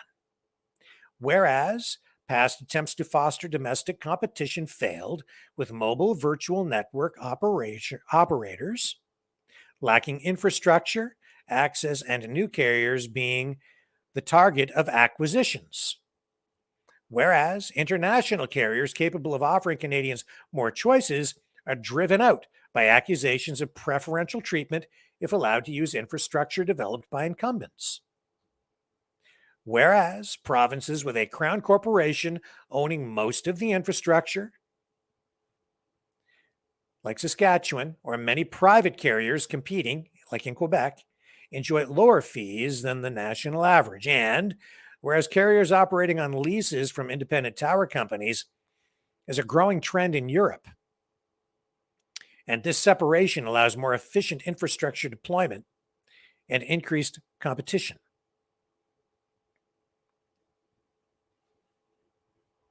Interesting. So what do they want to do? The Liberal Party of Canada wants the government to work with the provinces to establish crown corporations modeled on SaskTel to acquire existing infrastructure and provide Canadians with more affordable public options and allow independent tower companies to construct and lease telecom infrastructure rather than large carriers to create a fairer environment going forward. And they want to welcome international carriers and adapt the 10% market share cap in the Telecommunications Act and tools in the Investment Canada Act while preserving national security. So they basically want the government to take over the infrastructure. So the government would own it through crown corporations. So Bell, Shaw, all the different cell phone giants would have to give up the infrastructure. And then they would allow smaller independent companies to lease space on the towers from the crown corporations. So there's your private company involvement. So there would be, I guess, a larger number of these smaller companies. And then allow more foreign competition. I remember when Verizon was going to come into the Canadian marketplace. And yes, the unions and the big companies like Bell and the other cell phone infrastructure owners teamed up and they said, no, you can't let those evil Americans in here. We can't let them come in because we've invested all this money in infrastructure. And if they come in and they compete with us, it just won't be fair. Canadians want a Canadian owned and maintained cell phone system. And they were sort of chased out of the country. And it was a public relations campaign, a marketing campaign, which was conducted by a combination of the unions and the big corporations, which I thought was kind of weird, but it makes sense when, in that context and in that situation, you can see why they colluded, because the unions want to keep wages up. So they wanted to keep competition out. They want to keep the prices up high so that the people working can generate higher wages. And the corporations wanted to keep the competition out because they want to keep the prices up. So they both have a vested interest in higher cell phone rates. So they managed to do it. They kept Verizon out of the market and any other U.S. companies as well, appealing to people on a nationalistic, patriotic level through that advertising campaign. That was years ago, and it was the Conservatives who wanted to bring that competition in. And the Liberals, the NDP, they backed up the corporations and the unions. I'm not sure how I feel about what they're proposing there. At this point, I need to think about that more. That's a very complicated scenario from a business model. I'm not sure exactly how that would impact the economy. It might, work out it might be better. I'm not sure that it's really an optimal solution. From my perspective, I'm always a free market guy. I like to see more competition. I also understand that you have a limited number of frequencies available for broadcasting and for cell phone use and so on. So when it comes to broadcasting cell phone infrastructure, the issues are a little more complex because there is limited access across the broadcast spectrum. And there are licensing issues and so on, in much the same way that you run into these same issues for radio and television stations. I have to look at that more. I do know this, though. Canadians are paying far too much for cell phone service. They just acknowledged it. They're 85% higher. That's almost double, man, what you pay with what people in other countries are paying. And I talk to people in the United States, and they pay so much less in almost every other country. 85% higher. Do you like paying double? That's happening because the government has been protecting these corporations. They've used regulations to create non-fiscal barriers to entry into the industry by smaller players and even foreign competition. And because there's less competition or limited competition, we all end up paying much higher rates for cell phone service than we probably should be, especially given that these big communications companies have always received and continue to receive huge subsidies and grants to build out their infrastructure to begin with. So a lot of this infrastructure is paid for with our tax dollars to begin with. We're paying for a big portion of this stuff. Even if you're looking at, fiber optic service for cable systems in my neighborhood, I know that the government forked over a huge amount of money to roll out fiber optic cable services across the country and just lined the pockets of these big corporations at our expense. And then these companies get to reap the windfall of the profits. There is some regulation there in terms of how those cell phone rates and even cable systems, what kind of rates they can charge. But you're seeing right there that it's not that restrictive because they're charging us 85% more than most of the other countries that are similar in nature to Canada. Lifting Canadian seniors out of poverty, Section 18. So yes, they're talking about the Liberals.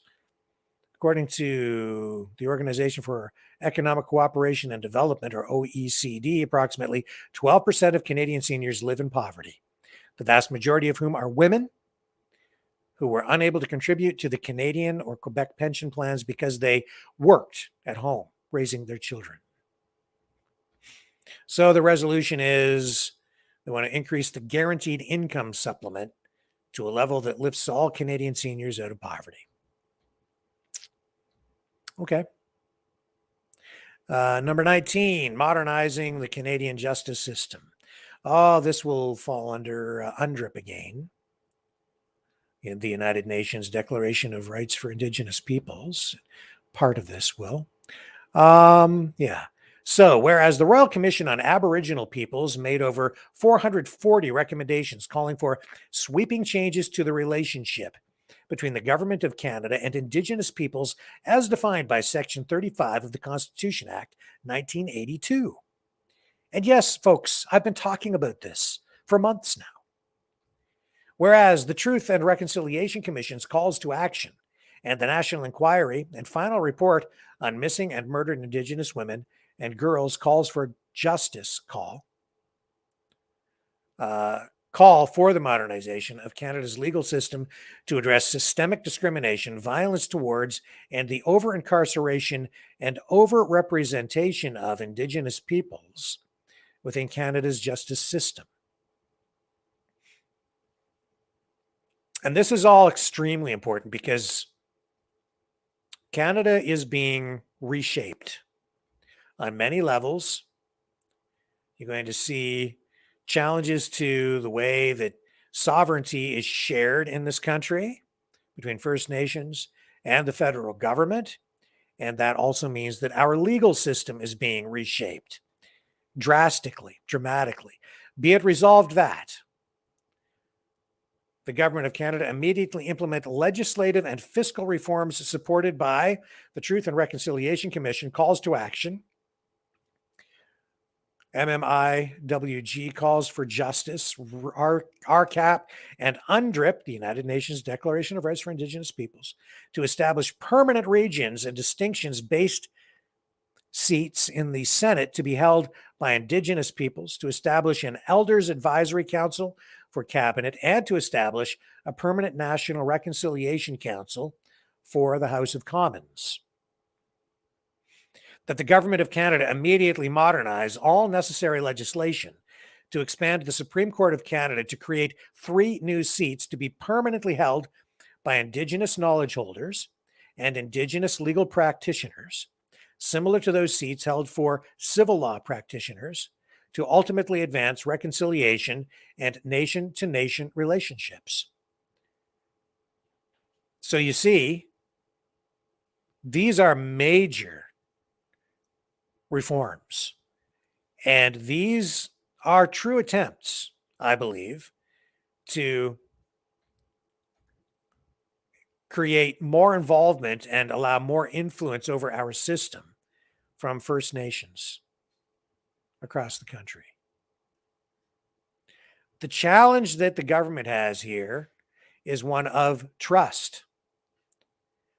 A lot of First Nations peoples and leaders simply don't trust the government, period.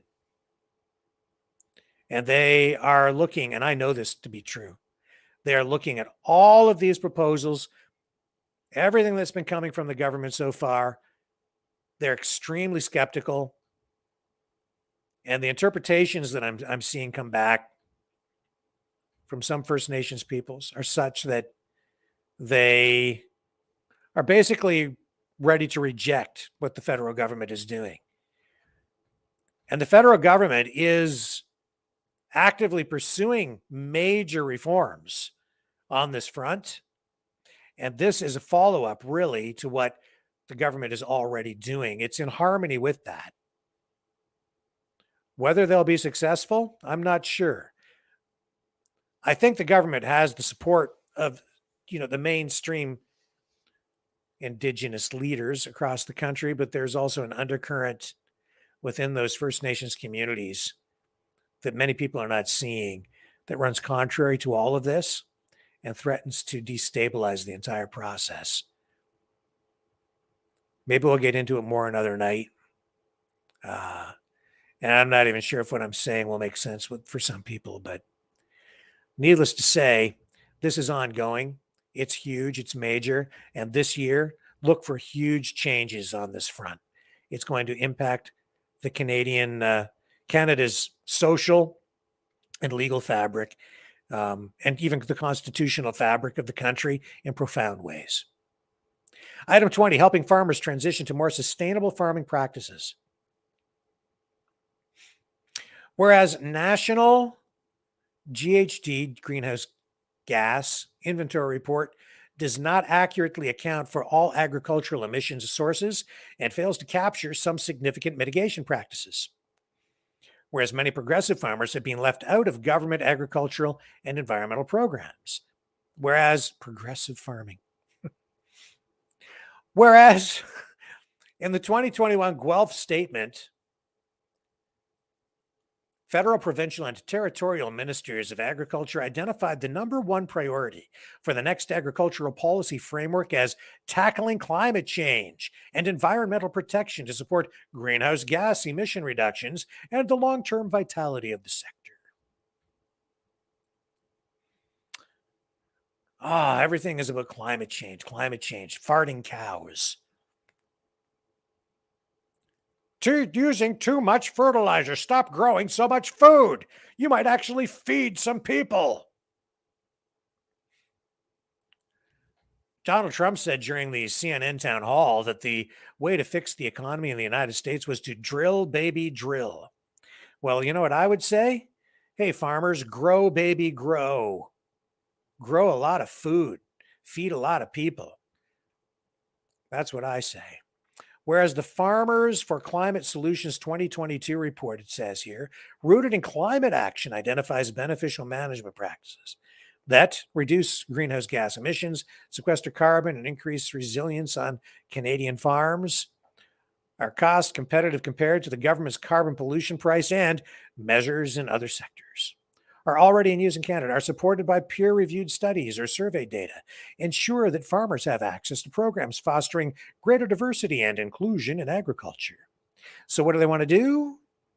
They want to incentivize and support farmers interested in transitioning to more sustainable farming practices by implementing the system-wide approach outlined in the Farmers for Climate Solutions report, rooted in climate change, which includes measures to improve nitrogen, manure, livestock, soil, wetland, and tree management. That means using less fertilizer. Recommended policy program changes to support climate-related programming that is accessible to all farmers. Help for farmers to develop their environmental farm plan. Low emissions farming. That means less fertilizer. Publicly funded education and support services that are independent from industry. Improved data collection, assessment of program outcomes, identification of emissions sources, and mitigation strategies. My guess is they probably haven't talked to as many farmers as they need to kind of flesh this out. Item 21, improved community climate resiliency. Everything is about climate change. Canadians are feeling the impacts of climate change. I felt it today. It was bright and sunny, about, 78 degrees Fahrenheit. It was beautiful outside. Whereas NRCan reports that Canada's climate is already changing. Higher temperatures, shifting rainfall patterns, extreme weather events, and rising sea levels are just some of the changes already affecting many aspects of our lives. Changes in climate will persist and in many cases will intensify over the coming decades. Whereas natural disasters are costing lives and having a large impact on our economy. Okay. Yeah, they blame every tornado, every flood, every snowstorm, every heat wave. If it gets hot, it's climate change. If it gets too cold, it's climate change. It's always a record.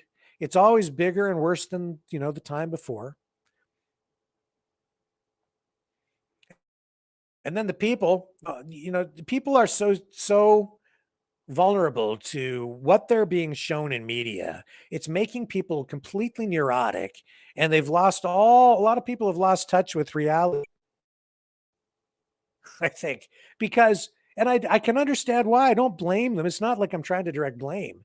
But on the one hand, I hear them saying, oh, climate change is a hoax. And then over here, they're saying the government has to stop controlling our weather.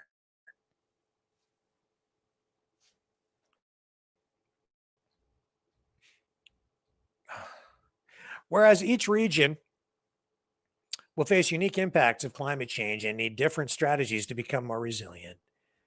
Blah, blah, blah, blah, blah, blah, blah. So they want to increase funding to provinces and territories to support industries to transition to resilient products and best management practices, develop strong building codes to improve infrastructure and communities to withstand the impacts of climate change. So more energy efficient buildings, develop a national extreme heat strategy. Oh my God.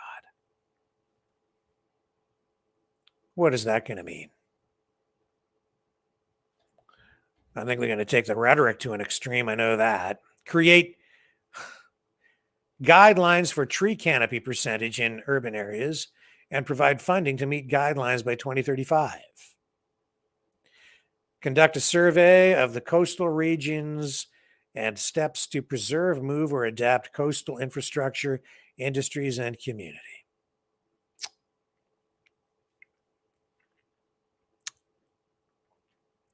All right.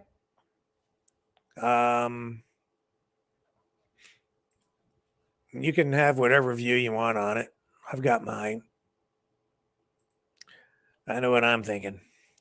Canadian wastewater resolution.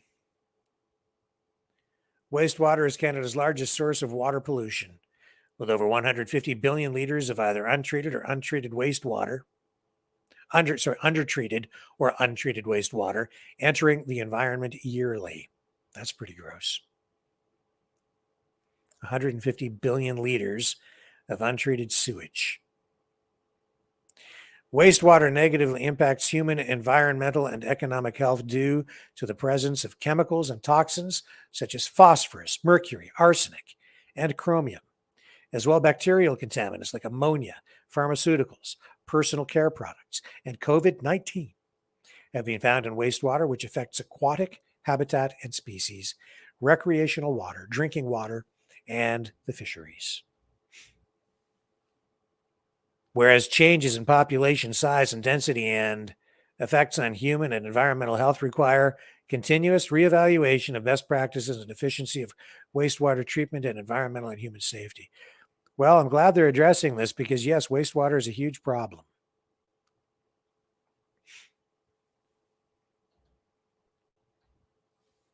If you want clean drinking water, if you want a healthy environment, then you definitely have to deal with your sewage. And I know that in many communities, too much raw sewage just gets dumped.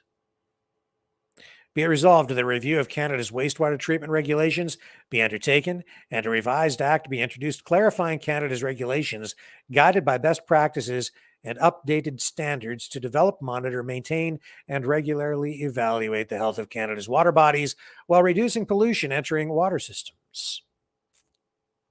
Pretty standard stuff. Like I've said many times before, I don't really care who's in government. I don't even care, how you classify yourself politically. You can be a communist. You can be a free market capitalist. I don't care what you say you are. I just want you to pick up my garbage on time every week, and I'll be happy. Okay? So that's what government is really supposed to be for, is to provide those basic services for the citizens. And that includes sewage management. So take care of the crap and we're good. As long as you charge, a fair fee through taxation to fill the potholes, to maintain the roads, the infrastructure, take care of the sewage, make sure the drinking water coming back through the system is clean, make sure that you're just taking care of the basics. I'm good. I don't really need social engineering. I don't need all these other things. I just want the government to take care of the services they're supposed to take care of and not get carried away with things, but that's me. If only they could just fill the potholes properly. People want the government to run everything, and yet they can't even get that right. And even even wastewater, they can't seem to deal with that. Still dumping 150 billion liters a year of untreated sewage straight into the rivers, streams, lakes. Item 23, 5-Wing Goose Bay be designated primary search and rescue base with dedicated air resources. Labrador represents one of the largest regions in Canada without dedicated surface or aeronautical SAR resources. Surface. Okay, so whereas the 2021 Commission of Inquiry into Ground SAR and Missing Persons identified air resources lacking and furthermore recommended remedial measures. Okay, so this is very specific to a specific area. They want to increase the service there. This is also related to NORAD. Be it resolved that the Liberals want the government to immediately implement measures under its Department of National Defense mandate to designate 5-Wing Goose Bay as a dedicated SAR airbase, and they want a Cormorant helicopter be included in the Department of National Defense NORAD $38.6 billion modernization commitment assigned to the 5-Wing airbase. So this is what the Liberals want to do. Northern Energy Solutions. Electrical generation, it says in Nunavut, is 100% reliant on an aging network of isolated diesel-powered generation plants. This ought to be a good one. How are they going to resolve the energy issues way up in northern Canada, where it's cold and you don't have much sunlight? The cost of maintenance of these plants, it says, is significant, as are the carbon emissions. Due to the remote nature of Nunavut communities, an electrical grid does not exist, and each community must maintain its own standalone power plant. Whereas climate change is affecting the Arctic in many ways, from weather to the erosion of animal habitat that Inuit rely on for food. Whereas alternative sources of energy generation, such as wind, solar, and tidal, are not always a reliable or feasible alternative in remote and northern communities. No kidding. Additional sources of energy generation, such as geothermal and hydrogen cell technology, also need to be considered. So what do they want to do? They want to co-develop and fund a northern energy strategy that focuses on geothermal hydrogen cell technology and the feasibility of compact modular nuclear reactors. Put some nukes up there, in addition to wind, solar, and tidal. okay, your wind is going to freeze. Your solar is not going to work very well because it's going to get covered in snow and ice, and there isn't that much sunlight, and it's not as direct up there. So the impact or the I can't think that solar is going to be that effective. Wind and solar don't produce much in the way of total electricity on a percentage wise either. It's the nuclear that's going to give you the power that you need and to replace that diesel. That's probably the only real viable option if they want to get rid of diesel generation, unless they're going to build coal plants, and they're not going to do that. Wind and solar, they'll build some of it because, that's what it's for optics. It's for political purposes, for political expediency, and just to make people feel good, make the liberals look like they're doing something to address climate change in the Arctic. So they'll put a few windmills up and then they'll build some nuclear power plants to replace the diesel. I'd personally, I'd rather have the diesel because those nuclear power plants produce all kinds of contaminated heavy water. And that stuff has to be stored away forever someplace, buried because it's radioactive. You've got nuclear waste coming from these facilities. They're getting better. They don't produce as much as they used to, but it's still a big issue. I don't know. Nukes, like, you don't have a choice heading into the future. If you're not going to use oil and gas, and coal, the only way to replace that on a large enough scale is nuclear power. Wind ain't going to do it, and solar ain't going to do it, especially in the north. You've got a big challenge there, man. So if they're telling you wind and solar, that's just window dressing. That's the truth, especially if everyone's going with electric cars. Oh, man. The pursuit of a utopian society. That's the globalist vision tonight from the Liberal Party of Canada. A template, I think, for all the globalist nations out there operating under the umbrella of the New World Order and a one world government and this rules-based international order that NATO is trying to impose on Russia through a war in Ukraine that is no longer just a proxy war. It is actually the United States and its allied countries going head to head with Russia. We're in the middle of World War III. It's just a new kind of war.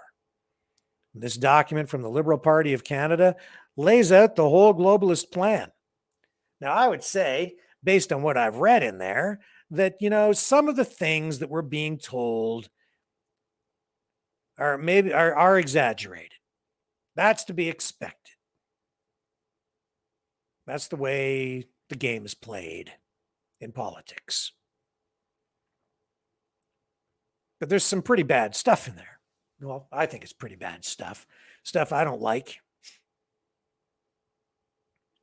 I like my car, so I don't want to give up my cars. I like the freedom of being able to drive places. I like all of that. I like the lifestyle that I have, and I don't buy into climate change in the same way that they do. I don't believe a lot of the things that they believe. I have a totally different view on a lot of these things. Maybe you do too, maybe you don't. One thing I didn't see in there, any mention of it at all. Nothing, zero, nada. Mandatory vaccines, nothing. Not one word. And that information on the website that I showed you the other night, I told you, I checked with the Liberal Party. That's old. It's from the last election, and it is specifically dealing with the last election. It's just still on the website because it's election specific. And when they come out with their actual campaign literature for the next election, it'll be updated. They're not the only party that does it. I looked at even the People's Party of Canada website, and they have information on there that's still old from the last election as well. It's not uncommon. There is updated information on the Liberal Party of Canada website with regard to, even this convention this past weekend. But the other reason they leave that information on the website is because that is stuff that they were promising to do when they were campaigning in the last election. So it's left up on the website so that people can refer back to it to see what was promised. And then I guess also say, well, did the government do this or did they do that? And there's a reference specifically, and this is how I also know that it's dated material, is there's a reference to a $1 billion fund that is being directed to provinces to implement vaccine passports. That $1 billion has already been spent. It already went out to the provinces, and there are specific references to the announcement of that fund on August 27th of 2021 in newspaper articles, many news reports. You can probably even find still, I'm certain you can find even videos up there from news reports on that day. August 27th, 2021, that $1 billion fund was rolled out by the federal government at that time. So it's not in the policy document from the Liberal Party, from the convention that they just had.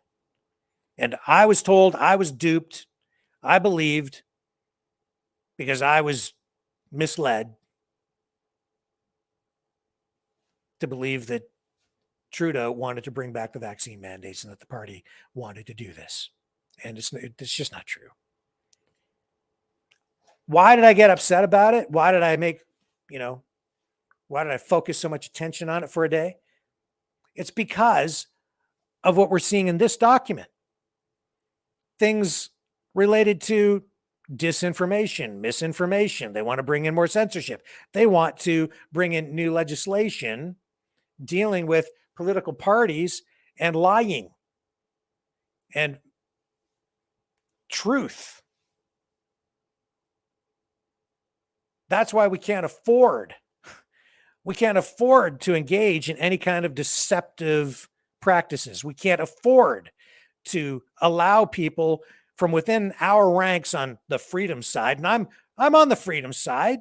I'm on the side of free speech, freedom of media. I wouldn't say I'm specifically married to any political party or maybe even a specific political movement, but I'm certainly married to the ideals of freedom and freedom of speech. And it is not acceptable for people to lie for political purposes, for political gain, or either direct or indirect. For people who are engaged in political activities and political influencing, social media influencers who are politically oriented, podcasters, live streamers out there, it's not acceptable to simply lie. We can't do it because as soon as you engage in that kind of activity, they can then point to it. The liberals will point to it and say, you see, that's exactly what we're talking about. They catch you in the lie, and then they use that as a reason to push ahead with more censorship. You can't give them that. We can't afford to do that. I don't want more censorship, and I sure don't want to help facilitate it by engaging in deceptive practices, by acting and behaving in exactly the manner that they accuse us or accuse other people of engaging in. It's a trap. Don't do it.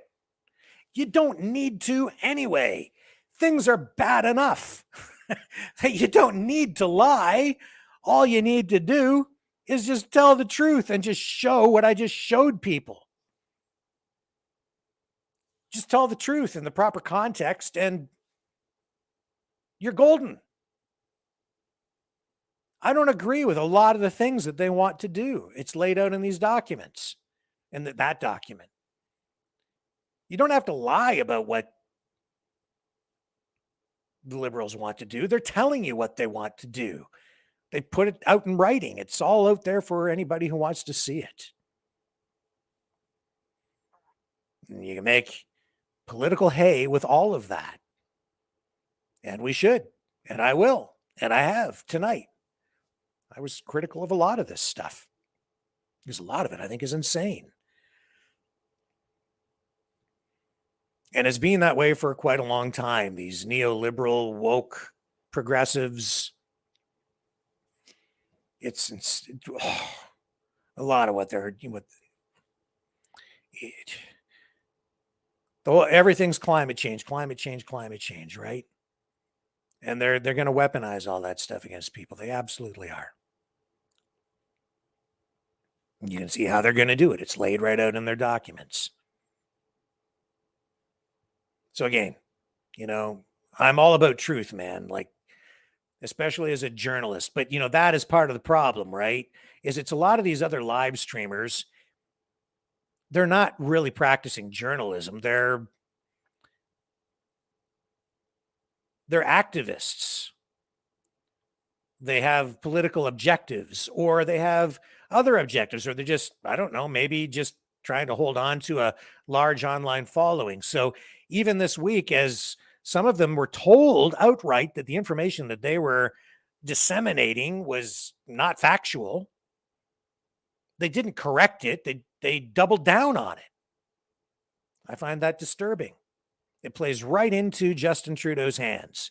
And you see it in that document right there. They don't like it. And I'm seeing more and more of this kind of behavior, especially on, the opposition side, where there is information being distributed out there that isn't really quite true. And it's all designed to get people upset with the government. We can't engage in that kind of behavior. And we don't need to. Don't need to. There's all kinds of material there to work with to show people why they shouldn't support the Liberals. We need something different. And that's why Justin Trudeau is so unpopular right now. You're seeing the polls. He's losing ground. The Teflon is wearing off, finally, after all this time. So there is hope. There's absolutely hope. What we need to do now is get a hold of these policy papers for these other political parties and dissect those ones as well and find out where they all really stand, where the parties stand with their platforms, right? And people are like, oh, this guy's W.E.F. and that guy's W.E.F. and they can't trust any of them. And what about this guy? Well, the party isn't just the leader. It's the people involved in it. And the people involved in those parties help develop at these conventions the platforms. Each plank, each one of those numbered items is a plank in the platform. And they were discussed in committees during the convention, during the Liberal convention a week ago. So the people have a say. It isn't just Justin Trudeau. Oh, he drives things for sure. And then the people above him, whoever is controlling him, and we all know that he's pretty much a puppet. And the other people controlling him, I mean, they have influence as well, right? But that's the Liberal Party. That's why I used that thumbnail tonight. It is the real liberal globalist plan exposed. We laid it out for you here tonight. You want to know what they have planned? Not just for Canada, but the entire world. It's all in that document. It's exactly what they're planning to do. I gave it to you. Straight up. No exaggeration. No spin. Just some of my own commentary. You can assess it for yourself, but you got the raw goods there tonight. I hope it helps. The election isn't that far off, folks, and we've seen the polling here tonight. So we'll see where things go. But I am honestly relieved that there wasn't any mention in there of mandatory vaccinations. Not to say that at some point the Liberal Party might not come back and want to impose mandatory vaccinations again or something. I don't know. I'm just telling you, it's not in that policy paper. It's not accurate to say that the website refers to it because it's old information. I called and spoke to party officials about it. They told me that it's making specific reference to what happened in 2021. All the stuff in that policy paper, though, is very reflective of everything coming out of the World Economic Forum, the World Health Organization, the United Nations. Many of the issues we've been addressing here for months and months, especially UNDRIP. These are the things we need to focus on, the real issues. Not get emotional, get smart, stay focused. You know, that's the other reason you don't win, why we would lose. If you're freedom oriented, or if you want Justin Trudeau gone, you're not going to beat him at the polls. You're not going to win the next election if you don't get focused on what the issues are in a realistic way. And that means you need to understand and know. You need to know exactly where your competitor stands on these issues. Well, now you know. Really know, because that's the real document. But if you go around trying to convince people of something without accurate information, or sometimes things that aren't even true, you're not going to win, because people are going to know. Anyway, folks, where are we at here? It's 8:40 p.m. Just checking the comment section here. A lot of people watching tonight, big audience, and I can understand why. It might seem like boring stuff, but man, when we're talking about these issues, I don't think there's anything really much more important. Because we're talking about our health care, we're talking about our economy, we're talking about our kids and their education, our parents, our seniors, our families, our ability to eat, survive, what the quality of life is that we're going to have, our freedom, our ability to travel, our free speech.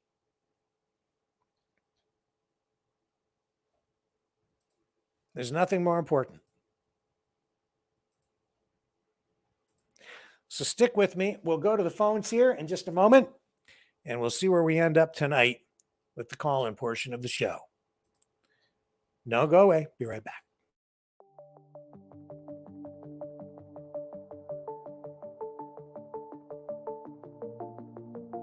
Greetings, brave Mavericks. Our quest for truth continues. We go beyond fake news. Together we expose propaganda. Together we pull others out of rabbit holes. We are maverick thinkers. We are all unique individuals, defenders of individual rights and freedoms, credible, trusted, grounded in reality. Maverick News, Maverick News. Defending free speech, free speech. Donate at freedomreporters.com. Do it now. Tomorrow may be too late. Maverick News. The world is watching.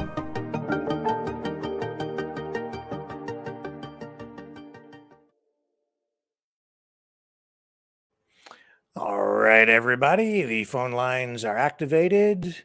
Here's the number.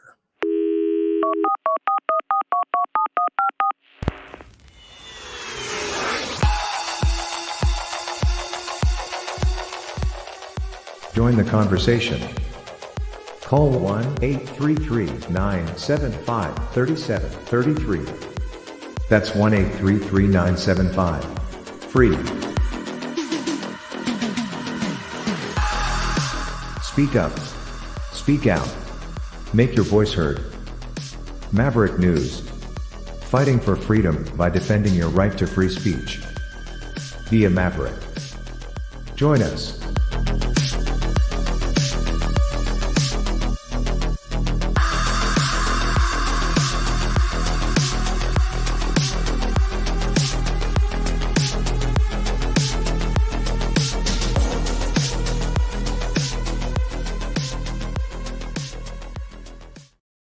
All right, let's go to the phones and go to our first caller of the night. It's the Master Gardener up first.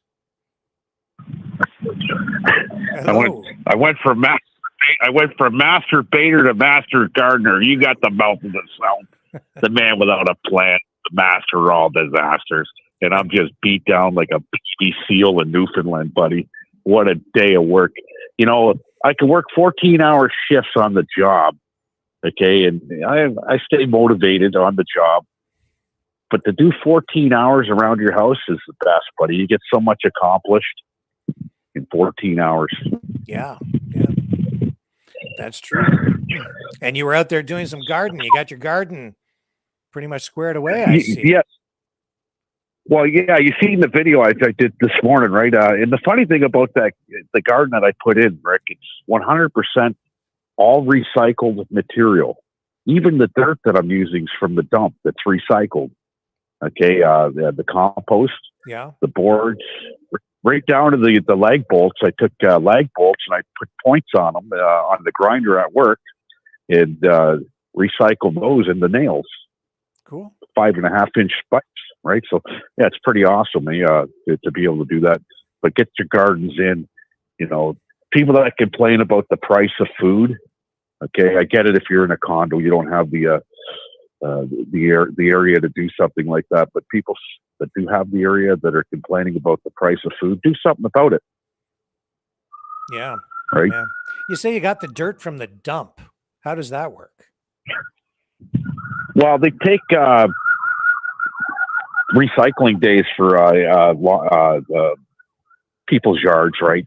And you put them in the brown bags. Yep. Well, they compost it all, right? Right. And then they sell the dirt. They sell it to $15 a cubic meter, right? Okay. You can't get a bag of Pro Mix. A bag of Pro Mix, which is not even close to a cubic meter, not even close. A cubic meter is a front end loader. One scoop is a cubic meter. Okay, for $15, you can't get a bag of Pro Mix right now for $45. Yeah. Right. That's so all right. That works. You know, if you got to. Oh, it's going to work out even better because now I'm on a war path, right? And I'm going to do the bigger the garden, the more vegetables, right? I want to have now I'm getting right into it. I want to have my tomatoes are down right now, my peppers, cauliflower, broccoli, beans, cucumbers. I want radishes. I got my onions down today. I want to get radishes, cabbage, right? You know, it's not just for me, it's for whoever wants it at the end of the day. You know, my neighbor might be down on his luck and, hey, here you go. Here's some vegetables, right? Awesome. So, yeah. No, to be able to eat that. But here you go, back to freedom of speech. Mm-hmm. Ice, you know who Ice-T is? Yeah. Yeah. The rapper, movie star. Okay. Well, I used to listen to that shit back in the 90s when he was the Iceberg in the 80s. He's one of the first rappers ever. And he made a song called Freedom of Speech. It goes something like this. Freedom of speech, that's no motherfucking bullshit. You say the wrong thing, they'll lock your ass up quick. The SEC said profanity, no airplay. They can suck my dick while I take a shit all day. Those are words from the Iceberg. Mm-hmm. Okay, and he was right. And that was in the 80s when he came out with that, right? So there is no freedom of speech anymore, unless you're on Rumble, right? But any other platforms out, it's ridiculous, man. Yeah. They got the gag order from everybody, and it's not fair. It's true. What you say is true. Thank God for Rumble. Yeah. Thank God for Rumble, because it is a platform that's, well, look what we're doing on Fridays, right? Yeah. Never dreamed we'd have. I'd never dreamed we have a FU Friday going on, not in today's world, right, where everybody's politically correct. Yeah. Yeah. I think we're going to have to. I think we're going to have to take that to a new level or something, and refine it just a little bit to integrate the FU Friday all through that show, because there was a lot of interest in it. I could see it, in the reaction from people yesterday. So it's clearly something people want. Well, you're the only guy doing it, okay? And I'm glad you are, because it is freedom of speech at the end of the day. Yeah. That's true. Yeah. Any way you look at it. The word, yeah, some people, yeah, it's a dirty word. Oh, you say that word too much, Leo. Fuck you is what I say to everybody at the end of the day. If you don't like it, fuck off. It's simple, right? So that's part of my speech. I'm 53 years old. You're not going to change me to speak politically correct, because that is politically correct for me. And that's why I don't run in politics. People say, shit, if I ran for the mayor spot in Windsor, I'd slap him right out of his seat in a New York minute.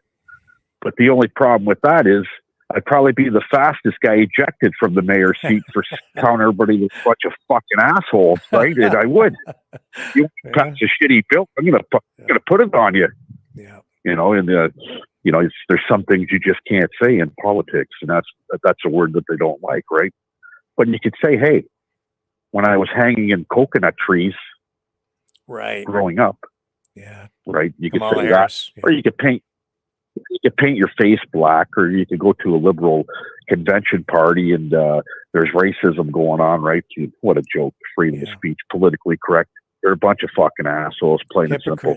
Hypocrites. Don't matter. Yep. And you know what? It don't look any brighter, even if the conservatives get in. I don't know. I don't know what to do anymore. Really, I don't. I don't know either. I'm gonna play in my garden. That's what I'm gonna do, because I'm gonna find happiness there, right? And that was a Mother's Day's gift, by the way. It wasn't for me. It was for the wife. That's why I was in a hurry to get it done and completed with the plants in the ground. It's for her, so she could come outside and water the garden and watch it grow. We spent half of our lives already raising our kids, and now they're all raised and they're growing, right? So now here you go. Here's your new little babies. They're in the garden. Water them, feed them. Okay, boom, boom, boom. And you don't need chemicals to grow, I'll tell you. Okay, you don't. There's organic methods that work just fine. Yeah. And, worm castings, whatever, right? Whatever you want to use. Some people use mushroom compost, worm castings, manure of different animals, sheep, cow, works great. You got the nitrogen that's already in it, right? So, when people say, I need calcium nitrate or 7-Eleven-27 or Miracle Grow, you don't have to go that way. That's for cheaters at the end of the day. Yeah. I don't use it. I don't get it right. So with that being said, Rick, get to your next caller. But yeah, I'm beat to shit, I'll tell you. Like I said, I'm beat down like a baby seal in Newfoundland. Oh my goodness. Well, I think it's good for you. It's healthy to get out there and do your gardening like that. It's good for you. Well, you know what? Yeah. They're saying the 15-minute cities. Well, in my video, I showed you the size of my backyard. It takes me 15 minutes just to clean up dog shit. Yeah. Okay. It's when I got 3 dogs, right? So 15-minute cities. I don't even want to leave my backyard. This is my oasis. This is where I feel free. I got a 7-foot privacy, as you see the video, 7-foot privacy fence all the way around my property. Okay. I don't see anybody. I don't see the neighbors unless I go over there, right? So somebody knocks on the fence. Hey, Leo, you over there? Yeah, right. So I find my freedom outside. And a lot of people, they don't really, I don't know, maybe you should do a topic on freedom, right? What freedom really means to a lot of people, because till you have it taken away, and it can happen that fast. I went to the liquor store today to grab some rum. It's Mother's Day tomorrow. She wanted some rum. And I grabbed a little bit of whiskey. And that's probably why I'm making sense tonight. I had a couple shots of whiskey. No, but the whiskey's going so well. Yeah. But the thing is, as I was leaving the liquor store and I'm driving home, I see the police just fly right by me, right? And I use a lot of data. Speaking of your telephone bills, it costs me $100 a month roughly just for TELUS. That's 50 gigs, and I go through it like no tomorrow. And as I was leaving the liquor store, I seen the cops while I was going that way anyways, and I caught up to them, right? And they had their guns drawn on some chap, okay, where was it, Campbell in Wyandotte Street, had their guns drawn on them, one to the guy's head, and here I am. I don't have enough data to go live, or I would have went live, right? Yeah. So, yeah, we are paying a lot for cell phone, and we're not getting the service we should be getting like the rest of the world, right? Yep. I should be able to go, for what I'm paying $100 a month, I should unlimited, right? And it is unlimited, but once I run out of data, guess what? It slows down where I can't go live. Yeah. If I'm not going to go live, I'm not going to film it, because if it's not live, to me, it's not news to you. Okay, that's yesterday's news. When I got to pre-record a video, that's not news. That's the luxury of having it, right? So that being said, get to your next caller. All right. Rock thank on, you, sir. people. Happy Mother's Day. All you ladies out there, happy Mother's Day. Okay, take it easy. Let your man, if you have a man, let him do your will for tomorrow. That's what it's about. Yes, sir. Thank you. Appreciate the call, Leo. Have a great night. You too. All right. And we're going to move on and speak with Chris. How are you tonight? I'm good, Rick. How are you tonight? I am fine. What's on your mind? Well, first of all, I'm going to send out a happy Mother's Day to all the mothers out there, including your wife, for tomorrow. I hope they all have just a relaxing day and everybody just gets together with family and kind of put the world aside for one day and just, enjoy it. Yeah. Right? And looks like the weather's going to be beautiful everywhere from what I can see. It's still getting pretty hot out here in Alberta again. So, we're worried about the forest fires. Of course. Yeah. Flaring up once again. Yes.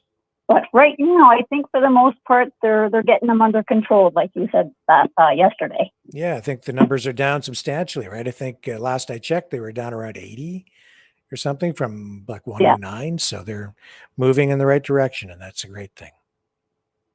Yeah, the only thing is Drayton Valley. They're saying it might be another week before they can go back home because there's still a lot of smoke and a lot of there could be a lot of flare-ups because it's still so close around the city. Yeah.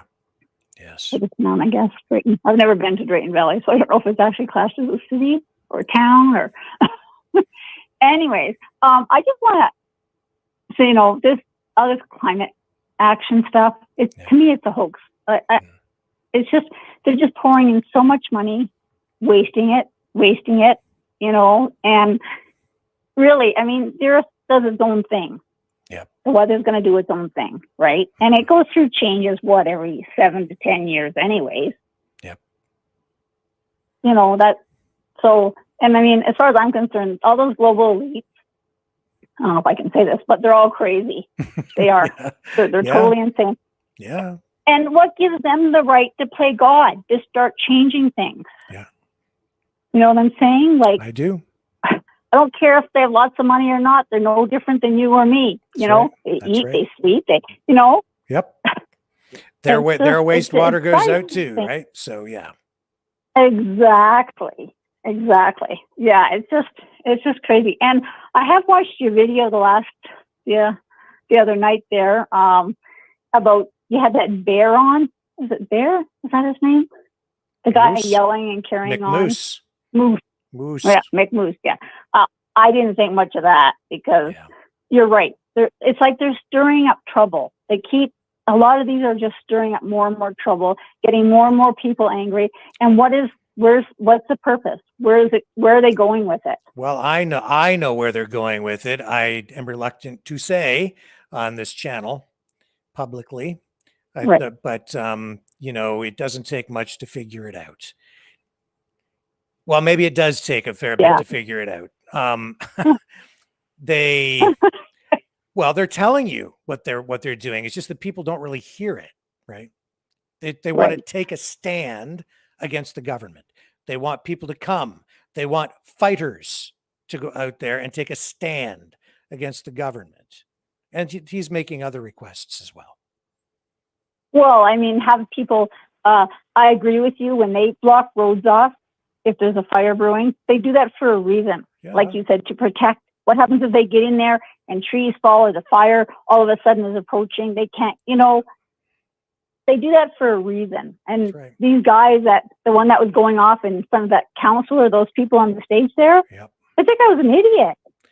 Well, where's that going to get them yelling like that? Right. And, they've started, because I'll tell you this, I'm pretty I don't know that guy, but there's just a group of people out there who keep causing, the Freedom Convoy was one thing. Okay. And there was Right. it was the time and it was the place. And I think it, in my opinion, was very appropriate for what happened. And it was a milestone moment in Canadian history. And it's something that I think we should all look back on and even celebrate because of the way it went down. Yeah. Right? Exactly. At least celebrate the achievements, not celebrate what the police did and all of those terrible things. But there were lessons to be learned. It was a key moment in Canadian history, no doubt about it. But exactly. But this, what we're watching now, okay, this stuff is not that. Even the march through the streets in Toronto today that I ran, I'm looking at that and it just looks, it's almost sad. It's comical. I hear you. I hear you. It's like a caricature of what freedom is supposed to be about. It's like you've got this ragtag group of people marching down the street. It's almost embarrassing, honestly, to me. It is. Right? It's like, to me, it's just getting ridiculous. Like, who are they? Like you said, it's getting, when is it going to end? You know what I'm saying? Like, they keep fueling it and fueling it and fueling it. Well, we know that the government is corrupt. We're quite aware of that. We know that there might be an election coming sooner than we think, according to the polls. So, like you said, we need to find the truth on everything instead of going off like that government website that you read. Yeah. I got panicked that night too, but I listened to you the next night. And I'm glad that you clarified that. I think I'm obligated to. You know? I have to. I feel you did the right thing. Thank you. You know, it's just crazy. And I guess I won't keep you too much longer. Leo, I give you all the credit in the world for doing a big garden. I wish him all the best with it. I hope he keeps us updated on it. I did a garden a couple of years ago. I got a community box. I thought, I'm going to grow some carrots and, different things like that. And they were all just about ready. And then we had a hailstorm. Took them all out. After me all summer long nurturing them. So I was really disappointed. And I've never done a garden since. Well, it's a good idea. You know why I don't have a garden? Because I would just kill all the plants. I suck at it. I can't grow things. I'm terrible. I tried to grow a garden one time at an old house that I had in London years ago. And the rabbits just came and ate everything. And in my backyard right now, I have rabbits living under my shed. There's a bunch of baby rabbits. Oh. And I love those things. My dog wants to eat them, but they can't catch them as fast as he is. But if I plant a garden, I'll just have to go to war with the rabbits because the rabbits will just want to eat all the food that I'm growing. And then I'm like, no. So I'd rather just go buy some rabbit chow or something and feed the rabbits and be friends. Yeah. Be friends with the rabbits. That's I love wildlife. I think it's great, But anyways, I hope your Fred's doing okay and nurturing well. He is. Here he is. Here's Fred. There he is. Oops, I took you off the screen there. Sorry. I shouldn't have done that. There you go. You're back. That's okay. Anyway, yeah, Fred's fine. Fred's okay. Yeah. That's good. I'm glad to see that. Yeah. Awesome. Okay, Rick, well, I'll let you go so you can get on to your next caller. So thank you for everything you do. Talk to you later. Thank you. We'll talk again. Okay. Let's go to Dragon. Hello. What's up, Rick? How are you tonight? I am okay, sir. How are you? Hey, I'm doing. I want to thank you, sir, for clarifying all what is going on. Because, liberal is going well in a bad place. But you know what? Thanks. I mean, we're scared still, but globalist is shit, right?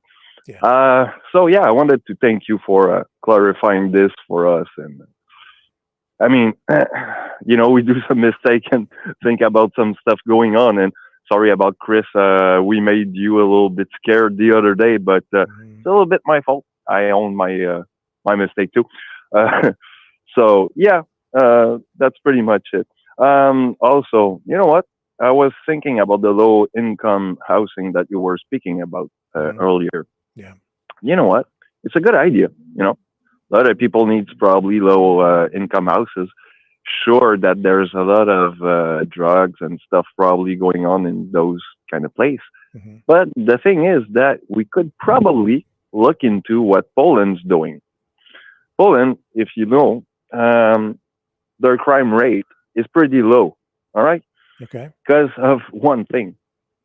In their prison, they don't take people there and just make you get your time in and then you go away and just no, they don't do that. What they do is that they really rehabilitate the people and get them like a real life, instead of staying in the criminal world that they are in. Yeah. So basically, we should probably take some advice from Poland or other countries that has, I think, a better understanding of how the poor live and play how to help them, from mental illness to just being poor or in a criminalization kind of life.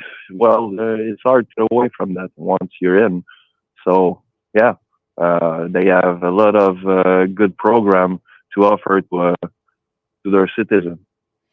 Well, that's one issue thing. of homelessness is always complex. In fact, I just did some work for an organization that works with homeless people here in my community. I just did some video production for them, and just for a project that they needed done. I've been working with them for just like last couple of years. And it's a very complex thing, and it's becoming more complex because a lot of people end up on the streets because they have drug issues, and now with more powerful drugs like fentanyl on the scene, it becomes even more complex. You've got social issues, and it's not as simple as just building houses for people. You need to get to the problem, like the core problem. But and the cause of these things, it's just complex. And in this community, when I first moved here, I never saw anybody living on the streets. And now we have tent cities in this small community. Like, you don't really see them. They're kind of tucked away, but there are people living in tents in my hometown here tonight. Well, I can probably tell you one thing. I've been involved into that kind of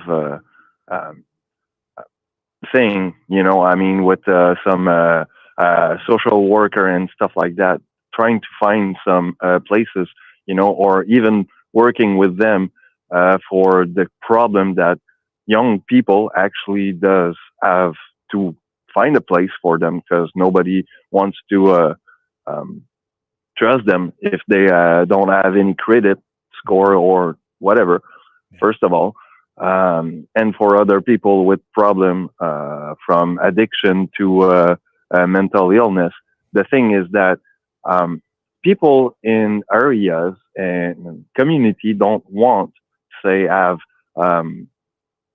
programmed housing for those people, because they think that it will just bring the problem in their peaceful community, which actually it could be looked at, if those people work with social worker and have some social worker on the places and, building like pretty much their own little community, as, you can get away from drugs, you can, work on yourself if you got some issues, stuff like that. I mean, in my time, what happened is that I had hard time to, find myself a place. Okay. Still are, but I got more tools in my toolbox than I used to have, say 20 years ago. But 20 years ago, it was pretty much hard, and those social worker was doing an amazing job, actually, to get yourself on the track, probably get a job or a better credit score, or, speak for you first to get some housing if you don't have some references or stuff like that. So there's probably a way to, work with that kind of approach and, find a place for people that doesn't have a house or, can pay a rent every month. Yeah. Because it's hard, I'm looking at, for example, one bedroom and just one bedroom kind of places. Okay, you don't have that under $1,000 much in the cities, and it's pretty rare to find that under $1,000. So if you don't work, you're pretty much screwed. You need to live with some friends, or be like the roomies in the family, and that's not always a good dynamic for everyone. You know what I'm saying? Yes. Yeah. It's hard, It is. So yeah, our government should look at that. Definitely. Definitely. Well, sir, I appreciate the call as always. We should probably move on. Always. Yes. Thank you, sir. Look forward Have to a good the one. next one. You too, Dragon. Take care, my friend. Thanks for calling in. And here's Bob. Hello. How are you tonight? Hi. Hi. Did you say Bob? I had a little pause in my phone there. It went beep. Oh, yeah. It says Bob here on the screen. Oh, right on. Hey, Rick. Yeah, I wanted to rattle through a few of these policies if you have a minute. I thought that was the subject tonight. Okay. I'll just rattle right through them, and just stop me when you have a comment or something, but I'll just go the affordable housing one, the rapid housing initiative. Okay. I see nothing wrong with that. It's helped our community here. I know you talk about people with addictions have problems, and that housing is not going to resolve all of it. Yeah. But at the same time, it's a roof over their head, right? So, and it beats being homeless. So I don't see, and you know what? It takes people to make those houses for people. So it's giving employment to people as well.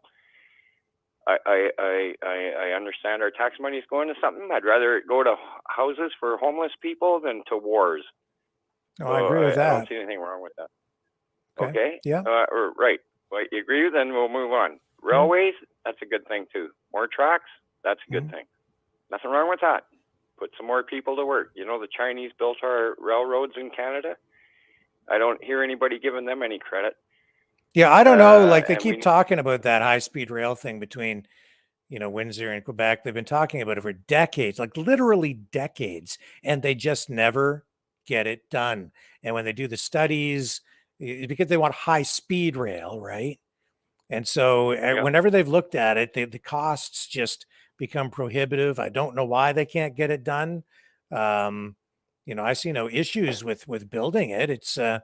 It would be a good thing for the economy overall, I would think, but no political party has ever been able to kind of accomplish it.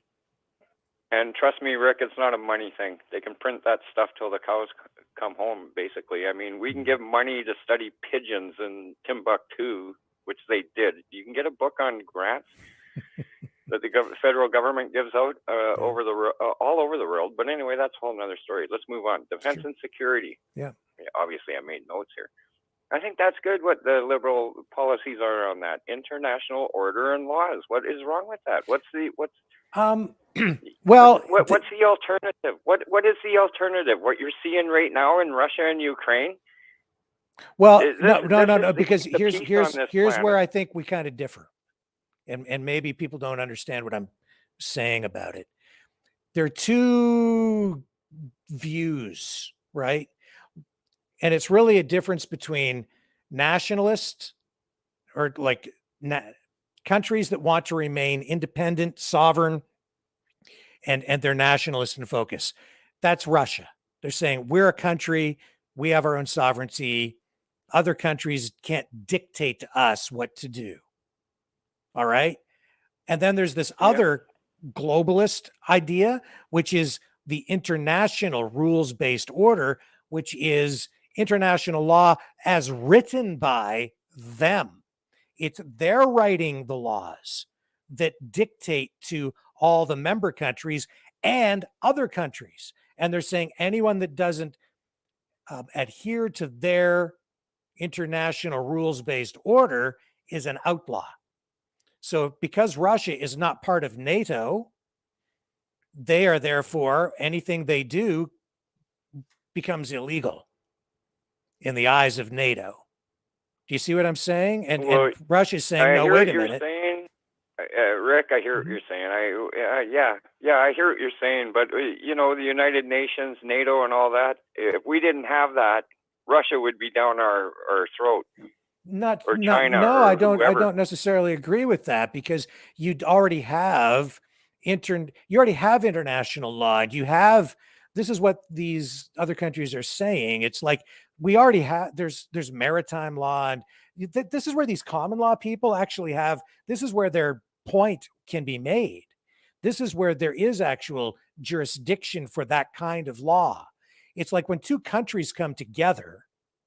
It's, well, what is it that allows them to coexist? It's how they interact. It's just, it's the agreements that they make between two nations. And then, so that's how they agree to behave. And if they can't agree, then they go to war. Well, the League of Nations first was formed, then that became the United Nations. And then from that, we've now got these globalist entities. But what's ended up happening is because they've established this international rules-based order, all the countries are losing their sovereignty because they're all coming under the umbrella of NATO and the international rules-based order. And we all have to now submit to the whims, to the demands, to the requirements, to the laws being dictated to us by this globalist organization that circumvents, that does an end run around our constitutions, and we now have to take orders from those global bodies. That's the issue. Rick, I see it. No, I see it more as a peacekeeping organization. I don't see it as losing your sovereignty over any of it at all. So we'll agree to disagree on that one. Healthcare, it's good. I know you said time waiting around. I'm moving on because we don't agree on that. Okay, sure, that's fine. Yeah, let's get to the I think next we're one. lucky to have it. Yeah, I think we're lucky to have it. What actually, healthcare? Rick, Sorry, what are we talking about now? Healthcare? Yeah, healthcare. But okay. I just want to back up one comment. I just want to say any one of these policies would be an all night, all day, all weekend show. Oh, sure. But you put the whole thing on there. I know it's a lot, right? Yeah. Yeah. So I just want to get in my quick comments before you say, healthcare. I think it's good. We're lucky to have it. I've heard you say it at least twice, and you probably said it more than that. Wait times are a pain in the neck. But to me, it's a very, very, very, very small price to pay. And if you don't like it, take a suitcase of money, get on a plane, and go to a foreign land and get a doctor that you can buy. We're so damn lucky to have any kind of health care. But I don't know. You don't agree with that. I don't disagree with the idea of providing healthcare for everyone at a basic level. And, I think everyone should have access to healthcare. I don't disagree with it. What I do disagree with is this concept of, in Canada, universality, where they're prohibiting people from accessing other healthcare options. Yeah, should the government provide some healthcare? I don't have an issue with it. What I do have an issue with is when they say you're not allowed to go to a private clinic, you're not allowed to buy it here, you're not allowed to you can only come here. Rick, are you serious? Are you telling me that if I wished to visit a doctor, name it, anywhere outside of Canada, I'm not allowed to? No, I'm not saying that at all. No, that's kind of the point that I'm making. If there are severe restrictions on the operation of private clinics within Canada. And then they say, because of universality, everyone is supposed to get the same level of care. But that's not true. Because, you see, if you're rich, if you have the financial resources and you can't get the care that you need in Canada, you can leave the country. You can go pay for it. But that doesn't do someone who doesn't have those financial resources any good at all. they're still waiting in the queue, or they're still getting maybe even substandard care, or they're even dying on a waiting list for like a heart transplant. I agree, but I'm okay. just happy that we still have a queue to line up in, you know. Well, it doesn't do anybody. It's not utopia. It's good care if you can access it, but if you can't get access in a timely manner, it doesn't do you a damn bit of good. And it's okay, also I agree, but it's also not lucky. it's also not fair because they tell people that we do not have a two-tier healthcare system, one for the poor and one for the rich, but it's a lie, because when the rich people can't get the care in a timely and efficient manner, they just leave the country and they take all their money and spend it elsewhere on a doctor in another country. I've done it myself years ago when I needed a hand operation and I couldn't get it. They wouldn't give it to me in this country. So I went down to Florida, and I'll tell you that story another night. And I did a whole documentary on that. I've done a bunch of healthcare stuff over my career in journalism. So I'm pretty well versed in, the subject, and I take exception to it because they're lying to people about it. They're giving people this false narrative. There is two-tier healthcare. People with the money just leave and get first class healthcare, usually in the United States or some other country around the world. And then they fly back to Canada. And all that money that they spent there, if they would allow them to run some sort of a private clinic here for rich people that you pay for, that money could stay in the system and then be used to actually help pay for the people who can't afford care. But no, it just leaves. Rick, I understand where you're coming from, but I'd rather be in a two-tiered healthcare system in Canada than a zero-tiered healthcare system if you're homeless or whatever in a lot of other countries. I think we're not doing bad on that, but I understand where you're coming from, and we could talk on that, or people would have a lot of views on that one. Okay, can we move on that? Of course, I've got a couple. I really want to squish them in here. Sure.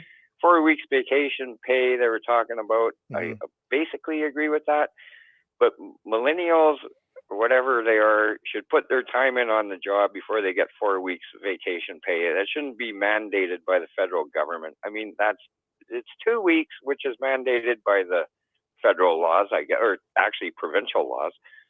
When you start a job, after 6 months, you get 2 weeks. I don't believe in jumping them right up to the 4 week thing. But anyway, that's that. The guaranteed basic income, I don't see anything wrong with that. Our tax money should be going to something like that. Yeah, I know you don't. You mentioned something about free money to people, but to me, it keeps the rest of us working.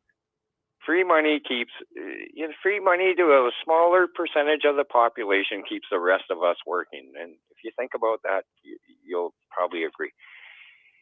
Jobs overseas, blame the consumers. Well, thank you for reaching the conclusion for me on my own argument. Well, you want to say something on that? No, that's all right. Go ahead. Oh, I said my piece on it earlier, so that's fair. You just you keep rolling there. That's fine. Yeah, and jobs overseas, blame the consumers, Rick. And if you can honestly tell me you can't find something in your dresser that wasn't made in China, then I'll understand where you're coming from. Blame the consumers. Yeah, we're part of the problem. So, I bought gloves, and I have to look everywhere on a label somewhere. It's deep inside the glove, made in China. Yeah. Now let's get to the good one here: censorship. The mainstream media, which would be like CBC, right? Government-funded news outlet. Yeah. Of course, they're gonna. We're not as bad up here as our neighbors down there, but who's signing their check, right? They're gonna rock that boat. We're slaves. I don't work for CBC, but anyway. So that's that one. And you said no one's happy with what we have. Well, wait. What did I say? Maybe I said it wrong. You said, that's what you got out of it. I don't. It might not have been about. It probably wasn't about censorship. I just wrote down in my little quotation marks. Rick said, "No one is happy with what we have." I just took it as a general statement. You were talking about something specific. No, but you were talking about something specific. Well, maybe I should just see what I said here. What I said was, no one is happy with what we had. people today have never had it so good. I keep going on that. The cost of this is government wants the power over us peasants. I've always said that. I don't know what I said. I don't know what the context is there, but no one is happy with what we have. I think it might have been the health thing. I don't know.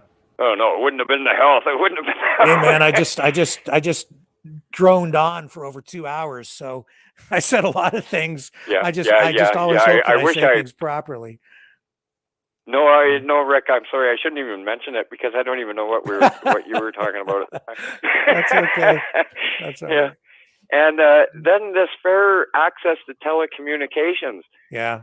To me, the government created all that, like the monsters that are out there, and domestic or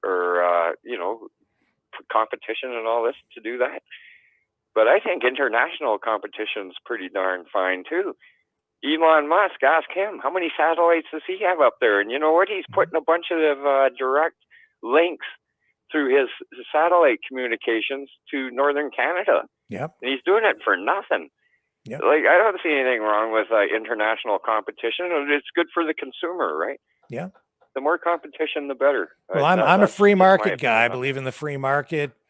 Oh, okay. And I certainly do. So yeah, I'm absolutely for that.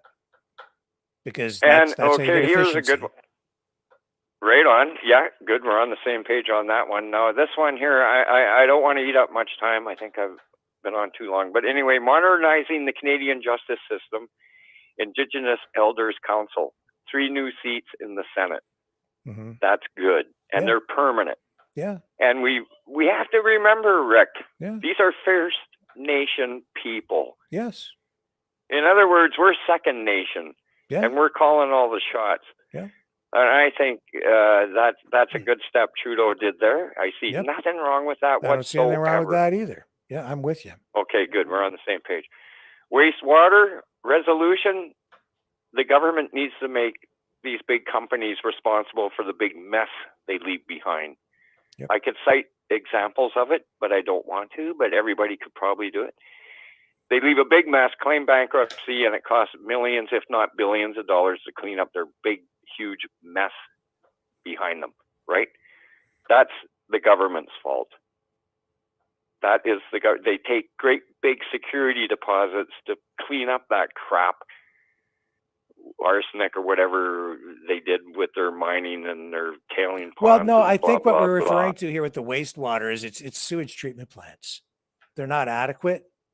And so what you're getting is raw sewage being dumped into waterways in some communities because they can't deal with the volume of wastewater. And it happens especially during storms and things like that. So that's what we're talking about. And then in the wastewater that goes out, there are contaminants in it because some of it comes from local industries, businesses, even from homes. People dump stuff down drains that they should not be dumping down it, and then it can find its way into the waterways if it isn't properly treated. So that's the issue. Right.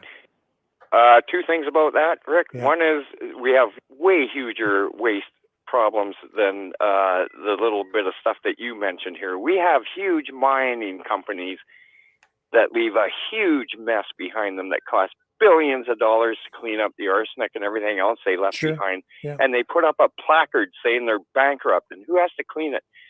The taxpayers' money hires people to clean that mess. And I'm not going to mention any mines, but one sure comes into my head right now. That's baloney. The other thing about the waste that you're talking about, I'm not a scientist, but you could research this, maybe bring somebody on your show, but all the wastewater that goes into our rivers and our waterways, and I almost said lakes, but lakes aren't part of this. Rivers clean up a huge mess within. You could dump a pile of sewer into a river, a fast-moving river, and it's clean. You can drink the water about a half kilometer downriver from it if it's not overwhelmed by the mess you threw in. Rivers naturally clean themselves pretty good. I'm not condoning throwing a mess in a river. That's the last thing I'm doing. I'm just saying the earth's a lot stronger than we give it credit for. Yeah, I'm not inclined to drink the water a half a kilometer down from where they were dumping the. No, I wouldn't where you are. but where I am, I In would. fact, I wouldn't drink any of the water out of the Thames River that runs through my community at all without No, some I serious wouldn't either. treatment. Yeah. Right. No, I agree with that. No, I'm talking Oh, my about goodness. out in the, way out in the country Yeah. stuff. But no, I agree with that. And utopia. You remember saying that? Utopia? Utopian society? Yeah. Utopian society that we're looking for or something? For You ever Fred see the that fish. movie? Yeah. You ever see that movie Running Man? Yep. Yeah, that was interesting, eh? Did you notice what happened to that guy when he questioned utopia? I have That's to. why they That, call it boy, the Running Man. that was a Schwarzenegger movie, if I remember right. No, it might have been remade, but I saw it in the 70s where it Yeah. was this English guy. But it was, yeah, actually, I don't know about the Schwarzenegger one, but anyway, it was about a utopian society and how it was all perfect, and one guy questioned the perfection of it all. And when he asked too many questions, he was on the run. They wanted to get him. They wanted to get rid of him, actually. Oh, see, there's a new TV show. I just looked it up from this year called Running Man. So I don't know what that. I haven't seen it. Didn't even know about it until I hope just it's a typed it remake. in. It's a I hope it's a television remake of series. the original. I don't think Arnold made the one I'm talking about. Three more real fast. Yeah, no, ones. it is. It's Freedom Running Convoy. Man, 1987 with Arnold Schwarzenegger. Oh, the one I'm talking about, the original was in the 70s, though. It had I Richard don't know if this Dawson in one it, is. and it was like, anyway. Oh, that one. Yeah. Yeah, they're in that little fast car thing, almost like a whatever you call that thing at the Oh, fair. get this. It was But set. anyway, the script was set in the year 2019. And America, it says here, is a totalitarian state where the favorite television program is The Running Man. And I made reference to how I felt like I was watching Running Man when I was watching the CNN town hall with Donald Trump the other night. It had the same feel to me. It really did. yeah, you know, okay, let's just jump right to that. Do you want to talk about that for 1 minute? Do I have a minute? Yeah, go ahead. That town hall thing there with Donald Trump? Yeah. I want to know what you thought was wrong with that. I didn't think there was anything wrong with it. I just made some specific Or him. observations about it that I thought were, to me, it felt like, this is why I felt like The Running Man to me. It's because the audience was handpicked. It was like they packed the audience with a bunch of Republicans, pro-Trump people. Well, they did, obviously. And a few undecideds. So it was a friendly audience, right? And I think that was choreographed, staged. He wasn't going to walk in there if the audience was hostile. So they made that arrangement. Is 100% that. Rick, New York City is 100% Democrat. You think he's going to go to a town hall meeting with a bunch of Democrats sitting there? Well, there you go, right? Of course he's not. Right. But what backfired on CNN is he got his word out. His little poll numbers went up a couple notches. Yes. And that's why he did it. Of course. The moderator was way off. She answered more questions than she asked. Yeah, well, I don't like that. If you're a journalist, ask questions, don't answer them. I kind of felt like they put her in there for exactly that reason at the end of it, right? It was like, the way I interpreted the whole thing is it was like it was all staged, like to a degree, okay? Because CNN wanted him because he's quite right. They wanted the ratings. Because they've been taking a crap kicking for a long time. And with the changes at Fox, this was an opportunity for them to get the man on himself who practically created Fox, right? So to get him back on, they get all these ratings, but in order to get him, they had to make certain agreements, which was stack the audience with a bunch of friendly people to Trump. They do that. Then they put a moderator, like a host in there who basically lobs a bunch of softballs at him. He probably knew basically which questions were going to come at him. So he was fully prepared. He comes out looking great. And then CNN goes, because their audience is so woke they kind of go, oh, I know, we're so sorry for having done it. No, they're not, because what they've done is they've shifted the demographics of the whole channel, the whole network, and they've got people on the woke side and the mega people watching. The ratings go up, they win. They pretend like they're sorry by putting Anderson Cooper out there saying, I know that you're really upset and we shouldn't, blah, blah, blah. But, really sorry about doing that. No, they're not. They're not sorry at all. It's just more drama to build more ratings. Well, the CEO guy, they're what's his name, Chris something or other. They want to get rid of him now, and all those people from the Democratic side of the hallway or whatever. They had 3-point-some-odd million people watching that. Yeah. Some people busted out of the bubble watching that thing, and and your other people that are hardcore went, what the heck did you have them on there for? Okay, that's just that. Now, the Freedom Convoy that you said is going to go down in history, to me, is already forgotten. I don't know what you think is such a big deal about so many people getting pissed off about horns blowing all night and all that. They had a cause, and they went too many steps over the line bugging people. They should have just kept their motors off, sat there, quietly protested. They'd be respected for it. I respect the cause. I don't respect how some of those people conducted themselves with their big, loud, noisy machines and everything. So that's just that. And this protest in Ottawa today that you put on there, and you said actually that was in in Toronto, actually, I think. Somewhere in the Toronto area, yeah. Okay, over there. Yeah. I don't even know why the heck you put that on there. Like, you said maybe 50 people, you didn't count them. I wasn't counting either, and I would have said 20. Okay. That's that blue sky thing we're looking at. Like, it's the same thing. Like, I saw less than half of what you saw. I didn't count, but it wasn't a large crowd, that's for sure. And I also want to say, don't blame that rabbit that's eating in your garden there, Rick. There, he was here before you. And, no, they I don't weren't. think you should No, pick on they him. weren't. They took over the space under my shed. Well, that's okay. He hasn't said what's up, Doc. Yeah, okay, well, that's good. And that last caller guy, I think he's that genius scientist guy from the United Kingdom there in the wheelchair. What's his name? Hawkins, yeah. Stephen Hawkins, yeah. He sounded just like him. If you slow his voice down, that guy talked like a robotic tech system controlling him. Just slow his speech down and we'd think it was, what's his face there? Okay. Scientist Hawkins. But anyway, that's about it. Okay. All right. You still there, Rick? I am still here. Yeah, I'm good. Right. Hope we had fun having a chat. Yeah, I appreciate the call. Pretty good one. Right on, Rick. Thank you. See you later. Good night. All right, see ya. All right, who do we have on the line next here? Is this Jason? No, I have not changed genders. No, it's not Jason at all. Not even close. I still have my lady parts. I don't know about this call-in system, man. It's like all voice recognition and just butchers the names on the screen sometimes. And then, you know what? I get criticized for it. People say, that Rick guy, he can't even get the names of the people right. He's such, and I'm like, well, I can only read what's on the screen. Before, like, I don't know. Yeah. Whatever. There you go. Go ahead, sweetheart. Time for dinner. Go get your dinner.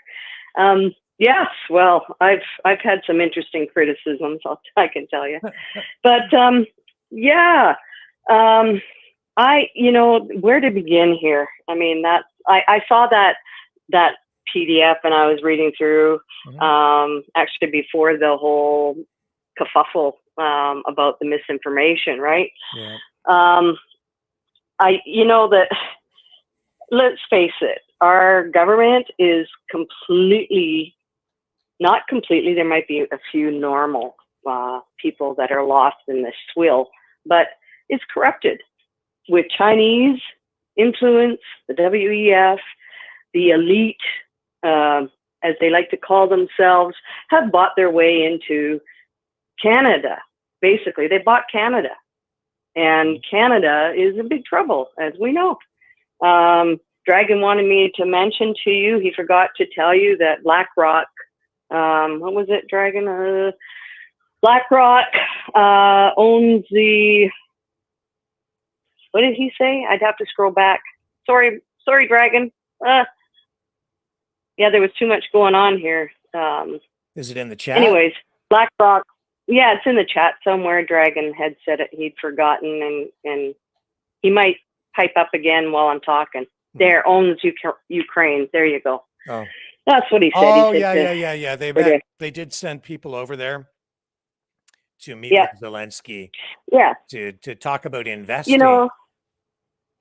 Yeah, I mean, it's like the madness of it all. Yes. And the thing is, it's like it's the elite. It's the, how do I word it here? It's like the ecosystem is fighting with the ecosystem. Yeah, it's terrible. You know, it's so corrupt because what they do, what they've done here, and they've done it before, is they basically destroy a country so that it's almost worthless. Then these guys come in with their big money. Yes. They can buy everything up for pennies on the dollar. And then the government comes in and uses our tax dollars to subsidize the rebuilding of the country that was blown up with the weapons that we subsidized with our tax dollars. So we blow it up. Yeah, I mean, and then they rebuild it with our money, and they own it and they profit. Yeah. So round we go, right? And here's the thing. We have to, like, I don't know. I really don't believe at this point, and I don't have the answers. Don't assume that I am saying I've got answers, because I really don't. But it's clear as day that the system is utterly broken in so many ways. And I don't think another election is going to fix it. I think we got a long haul, a long way to go, right? And our healthcare, I mean, for the love of God, you know, the fact that they criminalize natural care, naturopaths. That what they should be doing is allowing, the government should be supporting, as much as they support the conventional doctors, they should support in the system natural doctors. Give people a blessed choice, and that will completely lighten the load on the system.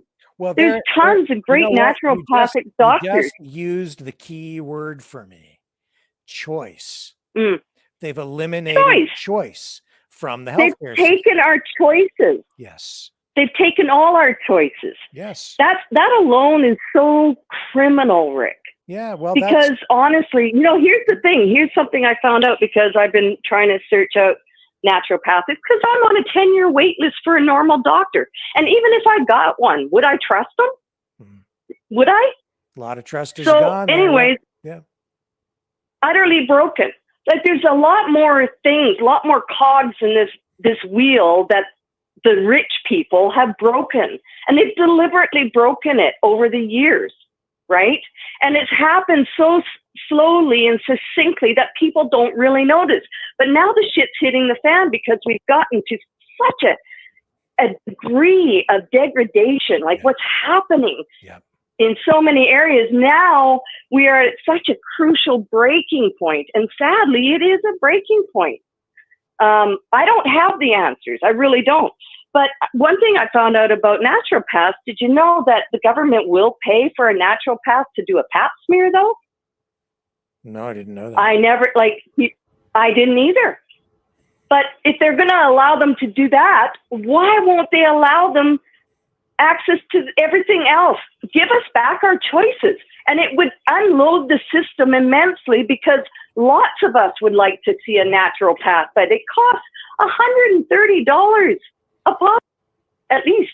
Well, you know, honestly, crazy. you know what? A lot of these problems that we've gone through over the past 3 years, in fact, really all of them, never would have happened if the government had not been successful in creating a one-size-fits-all, only one choice healthcare system, where it's like, if you don't, you know, you must comply with everything we're telling you, or you get no care.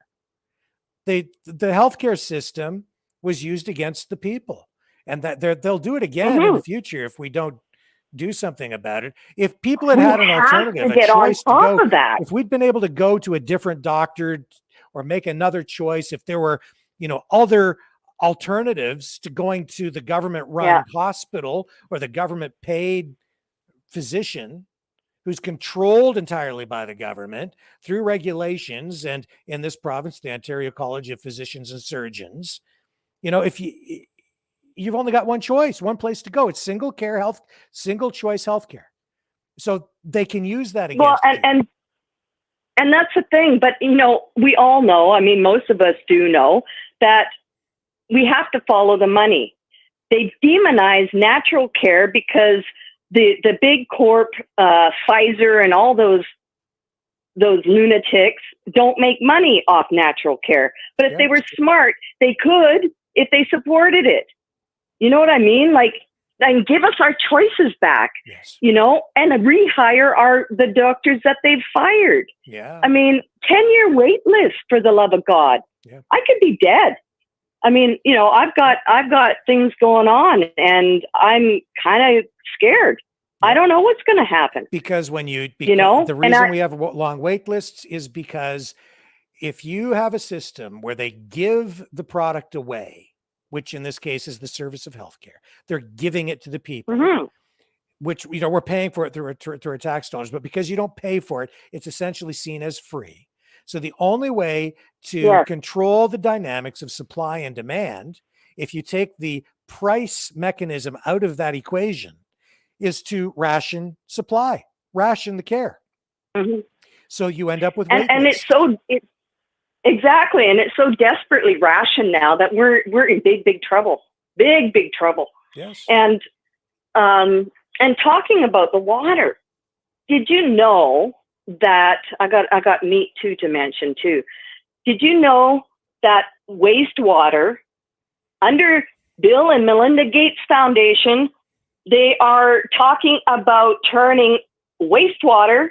So, we all know what's all going to be in wastewater. There's a whole ton of stuff. They're going to turn it into drinking water.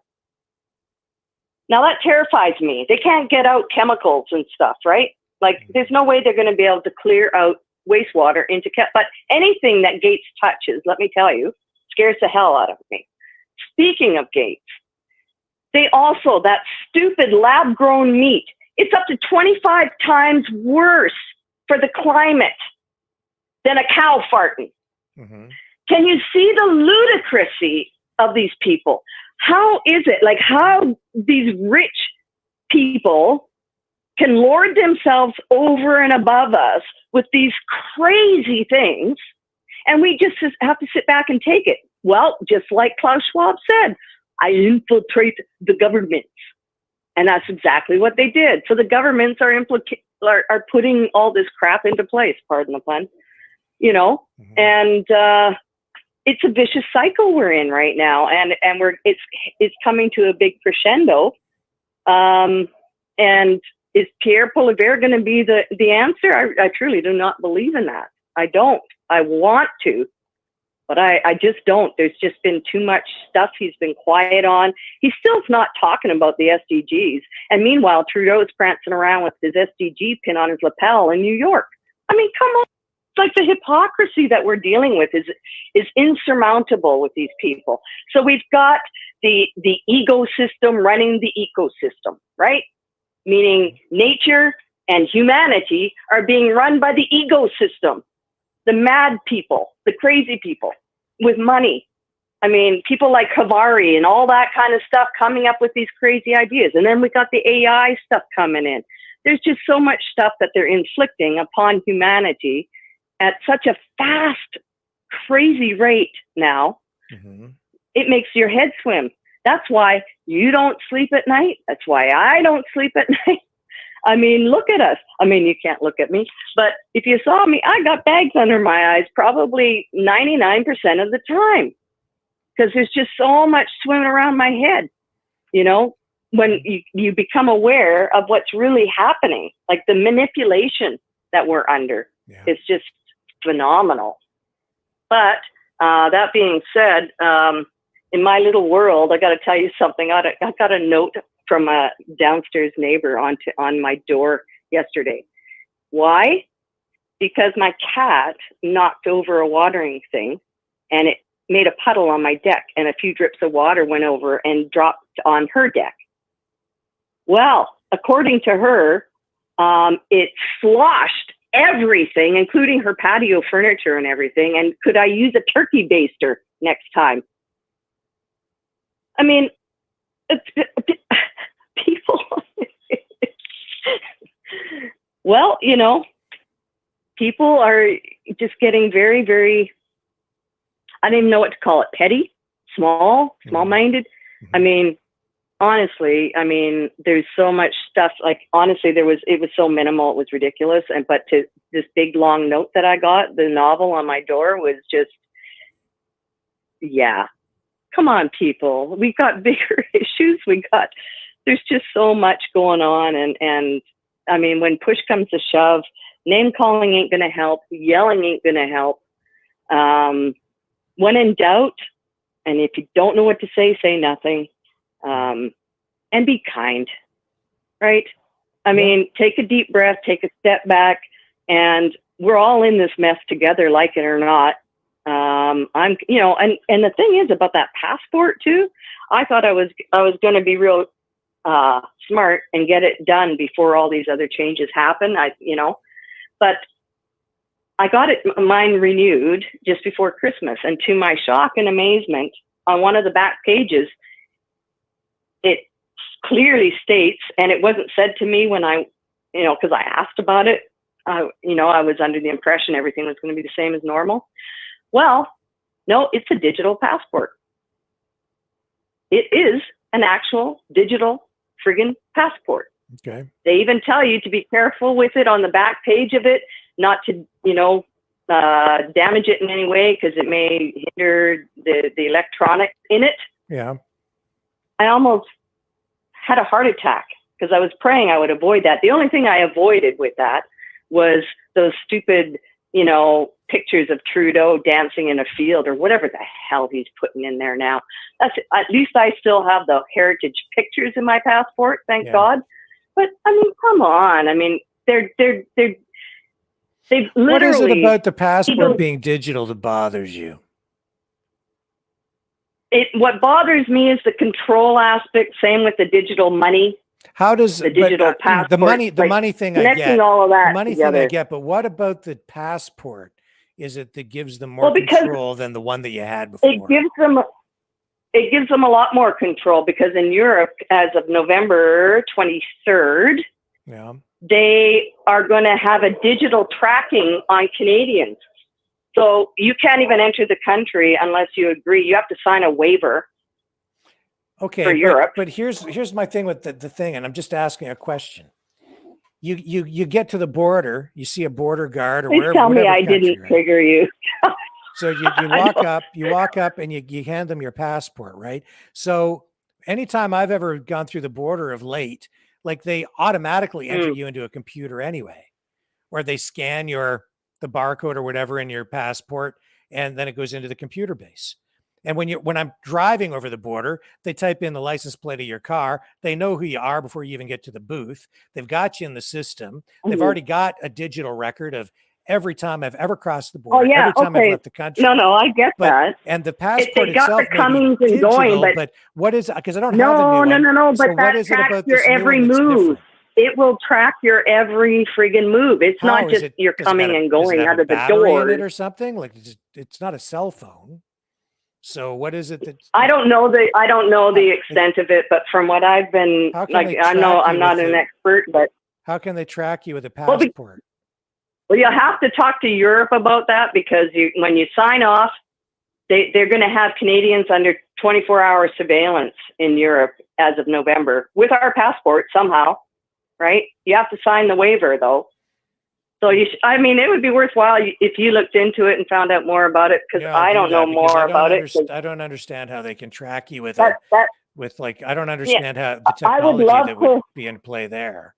A cell phone, I get, they can track you with that, but I don't see how they can track you with a passport. And I just don't understand what the difference I haven't had central bank digital I haven't currency, had a I chance to get, look because deeper into it, every because- time you engage in a transaction with central bank digital currency, there would be a record of it. They can track everything you ever buy, forever. Yeah. All of that stuff. And they can turn it on or off at will if they want to. I get the concerns about that.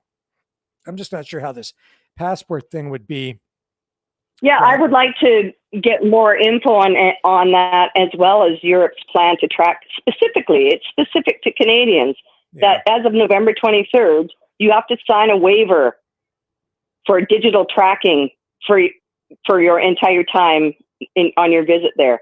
So I would love to know more about that. I just know about that because I saw a quick little article about it, and I was flipping out, and it didn't have much information, but it was, it was an article, and it was verified, and I was like, okay, but I want to know more.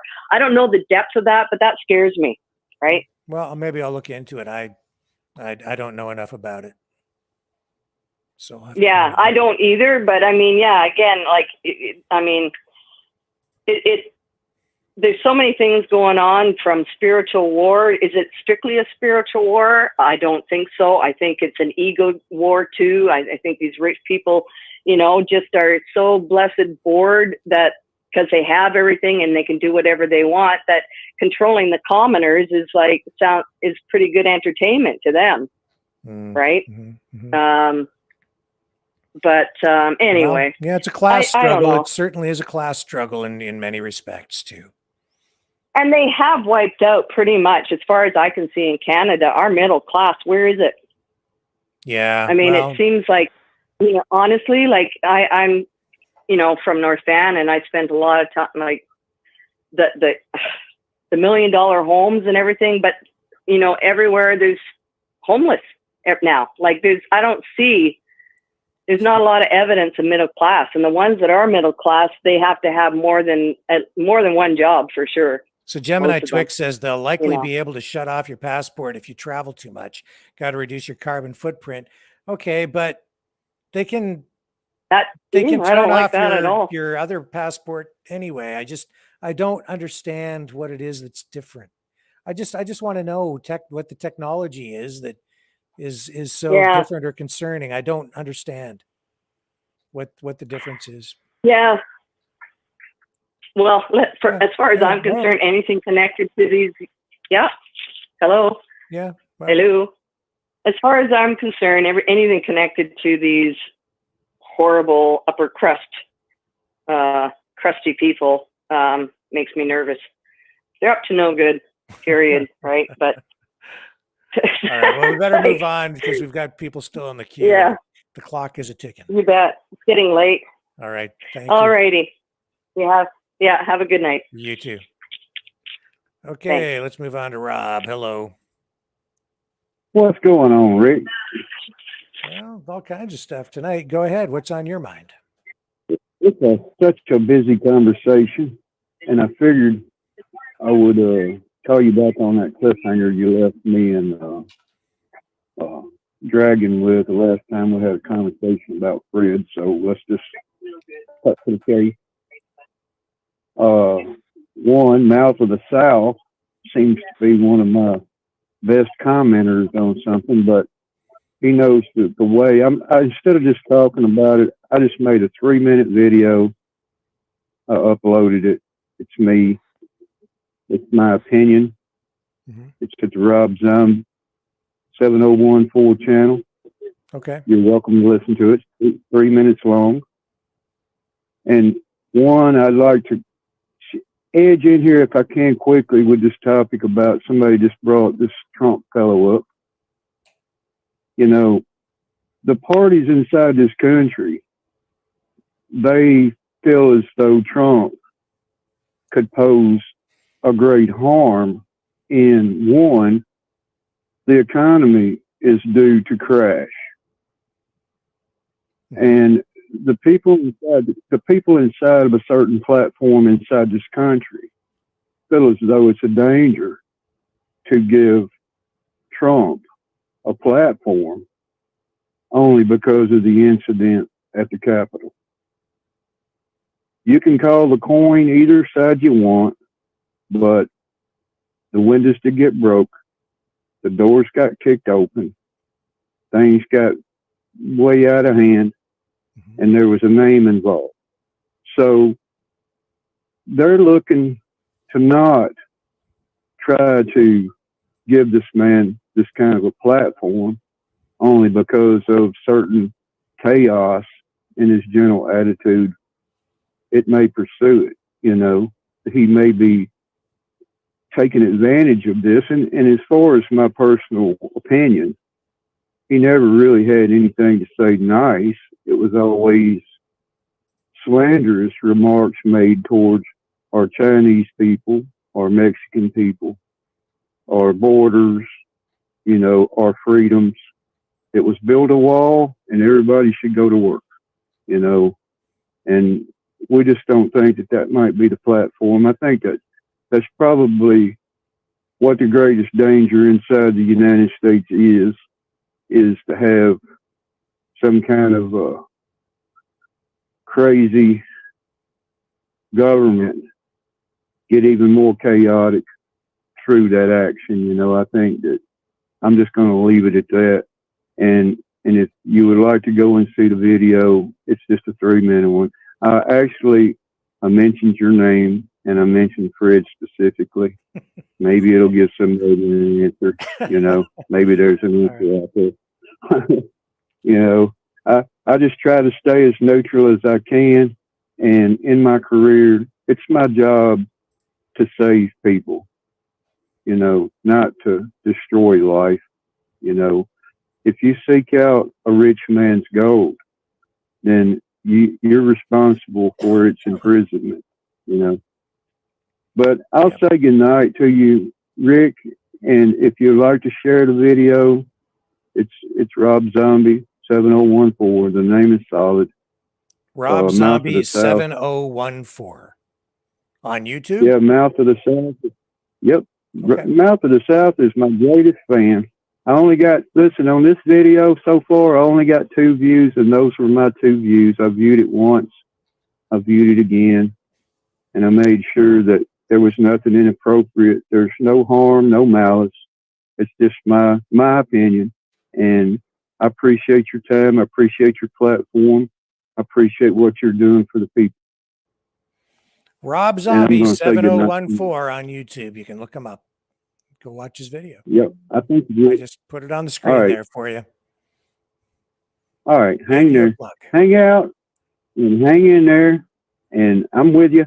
I'm not always available. I got laid in on the show tonight, and I was still watching midways of the stream, and then I forwarded to the phone conversations, and I said, well, maybe I can get in with you and say hello to Rick and all of his viewers, and hope everybody a good night. But I really got to go. I got to get back to duty. Okay, sir.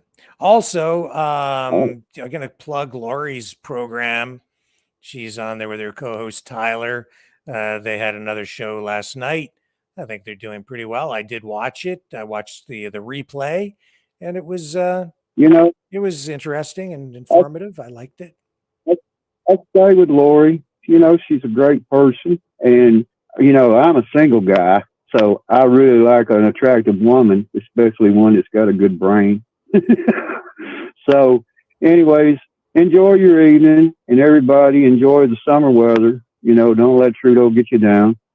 And I hope you enjoy the video. If you want to watch it, you can watch it. If you don't, that's okay too. All right, thank you. You have a great night. Thanks, Rick. All right, let's move on to Alan, all the way from British Columbia. Hey, how you doing, man? Hey, I'm okay. How are you? I'm good, thanks. So anyway, I got to back up the ladies' play on the whole technology thing, the tracking with the passports and all. Yeah. If anybody wants to remember back to when the tracking of the weapons came up in the White House, or whatever house it is that they do all their chatting in down there. Mm-hmm. But the guy, well, multiple of the individuals there were pointing out that we have tracking devices the size of a Happy Smile sticker, the smiley face sticker. Okay. Why don't we have these on all this equipment that we're sending? But this is the point: is you don't need a lot anymore when it comes to microchips, nanotechnology, all of the sciences. Is like they're amalgamating all of these things as a weapon against it. So I'm in Our Lady's corner on that one. Like, I mean, you think about just in supermarkets and whatever, You know, they got all the security devices on tags on all the bits, right? All the products and whatnot. And then you can just expand that out with technologies they're not even sharing with us. Okay. So But anyway, yeah, I mean, I just that don't was know fun. specifically what the technology is in these passports. I don't know what the difference is. And Well, they're basically like, well, just think about it. Whatever it is that's on that's trackable and traceable on there is going to be online. It's going to be in the cloud. It's going to be all of these things. Now, the more computerized we become, the more vulnerable we become. yeah, I'm just Right? thinking, like, to me just though, on that basis that alone. stuff is already digitized. All that information is already out there in digital form. Every time, like I say, I go through the border, they put me right in the computer, whether the passport's digitized or not. There's a record of, they've got a record right now of every time I've gone over that damn border, and you know, probably since the late 70s or something. I don't know. Oh, you got no argument with me there. I mean, I'm just saying that you should expand on your thinking a little bit, especially when it comes to technology and how fast things have grown and expanded and evolved. You know, I just wanted to stand in Our Lady's corner on that one. Sure. That's kind of my point of it. And I'm always reading up on sciences, and I'm always amazed with what they're doing next. Yeah, well, right? if you call it, if you can, I'm going to look for it, but if you find more information on what the technology is, how it actually works with these passports, you know, call back another night. We'll talk about it more, because I just don't know. I don't know what. Oh, absolutely. I'm not 100% on it exactly what they're doing or how they're doing it. I mean, but you have to be skeptical at least about everything they're doing nowadays. So, I mean, I tell you what, the one thing I learned early in life was the harm that another man can do to another man. I learned that one very early. So never does it ever shock or surprise me anymore. Yeah. I'm just usually shocked or surprised at the levels of depravity that some people want to fucking sink to. You know what I'm saying? Yeah. That's the sort of thing. But yeah, if I do hear or find out anything more, but I know like nanotechnologies, I know they're going big on barcodes and all these kinds of things, right? So, and then I mean, there's even talk about making, you know, the implants and that. They've already got some people who can open doors and start their motorbikes or whatever with these implants already going on, right? And they're just like the implants that you put in your pets kind of deal, right? Think about that. Even our pets, right? We can track and trace our pets now. Yeah. So even something as small as that, right? You can stick that between two pieces of paper that is laminated nice and tight, and then they just flatten the crap out of those so they're not even noticed.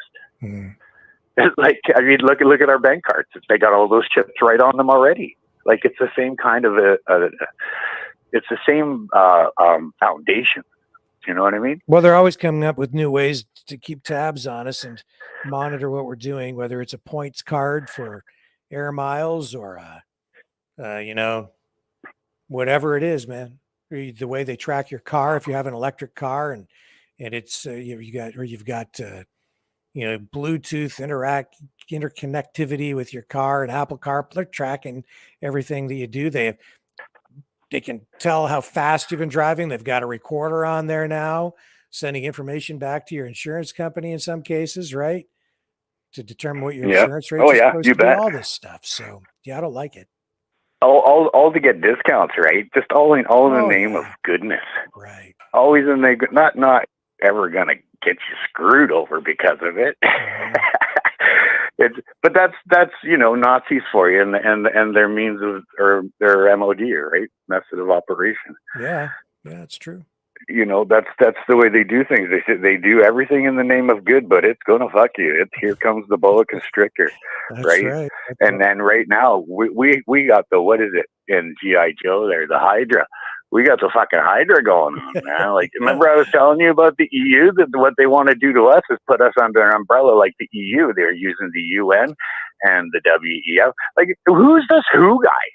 This guy's not even, he comes out today, saying about how this pandemic has ended. Yeah. First and foremost, who the fuck are you to tell me when anything's ended? Explain that one to me first. Mr. I think the guy's a fucking veterinarian or something. Like, it's ridiculous. None of them have qualifications. You're Like, talking it's about just beyond Tedros? retarded. You're talking about Tedros, Tedros. yeah. Yeah, I think he's actually a veterinarian or something like this. I heard something about what he actually was a while back, but I mean, I'm not one to, fucking store everything like a computer in my head. Yeah. Well, I see that But, you're yeah. in a different camp than the previous caller, who was talking about how, I mean, he was kind of all in on a lot of this stuff from the liberal platform, right? Including this one. Yeah, no, that was a disturbing call. A little to think bit, that, but that's okay. People are walking around really that naive. Like that, it's naivete. That's what it is, right? If you're believing that, it's either naivete or a chosen ignorance, and I'll tell you, the latter is very unattractive. I mean, ignorance is a young man's privilege. You know what I mean? It's not for the elderly to have that privilege anymore. We're supposed to be wise now. So, like I say, and if it's chosen ignorance, very unattractive. Yeah. Yeah. Anyway, my friend, thank you for letting me borrow your bar stool yet again. Well, thank you. I always enjoy speaking with you. You always bring up great points. And let's both try and find out more. Let's all find out more about that digital passport. I want to know how it works, what they're doing with it, if they are indeed going to track us with it, how the technology works. I want to learn more so that we have the actual facts to deal with. I don't know. Yeah. Oh, yeah. No, there is a lot more, like, especially through the W.E.F, that weird little Israelian or whatever he is. Yuval Harari? Indian guy. Yeah. Oh, yeah. He's got a lot to tell you about a lot. Yeah. Oh, yeah. He's got it all mapped out. They've got it already ready. They're starting it in Ukraine. Right, that's why a Blacklock's all getting in there. These guys are all buying in there. This whole circle of life, they take it to the extreme, don't they? No, they do that. Yeah. They like to expedite that whole fucking matter. Oh, and by the way, can I put a shout out for Fuck You Friday? Go ahead. Fucking Toronto lost yesterday. Yeah. Some Another bitches. Fuck You Friday. I had a whole lot of fuck you in my Friday. Anyway, I just wanted to make a shout out, and we should keep that one rolling. I love it. I love it. Everybody should have the right to say fuck you once in a while. You know what I'm saying? Every brother has needs a moment in time to just get it off their chest. Well, we maybe need to amplify it a little bit on the Fridays when we're doing it. I think that there were a lot of people waiting for, the big FU. And it took us a while to kind of get to that stuff because I was covering the other news of the day. We might need to put the FUs, might need to weave it through the broadcast so that people get the. Or leave it to the end and leave a good chunk for it. Yeah, we can. One way or another, we got. You're like breeze through all your news, so that when you get to the fuck you Friday part, we can all get into our mutual fuck yous. Okay, there you go. Because I like it. I like it when we get one caller after another, because then we all can, bounce off of each other's ideas and whatnot. Yeah, I like that. That's really good. Like when you stop and you start with the calls, we tend to lose a lot of the momentum. What do you call it? Coherency there. Yeah. People remember, they forget, and then like I do it myself. I'm listening away on the phone while I'm waiting for my turn, and I'm like, shit. Well, what did I have to say? It was good too this time. But yeah, that would be my my suggestion. I think I'm pretty sure there was a lot of people that are up and down for that. So yeah, I just wanted to throw a big holler out there because that's totally up my alley. Well, you know me. I started my first call. I said, "Hey, you just got to say fuck you once in a while." That was our first call. You go. Well, save it up for next Friday. Make sure you call in. Well, there's never a shortage, apparently. Never a shortage. Okay, well, we'll talk again, my friend. All right, see ya. Have a good one. You take care. Bye-bye. All right.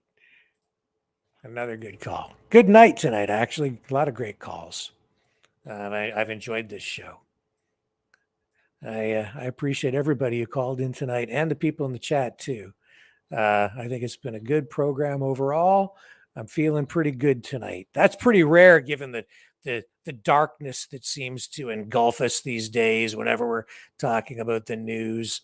And even though I just read that neoliberal globalist Trudeau dystopian document from top to bottom, I still feel pretty good tonight. Thank you everybody for sharing your time here tonight with me and the Maverick family. It's always a privilege, and I appreciate it so much. It's been a great night. Now I have to tell you, I may not be here tomorrow because it is Mother's Day, and I think this one I'm going to try and make a little bit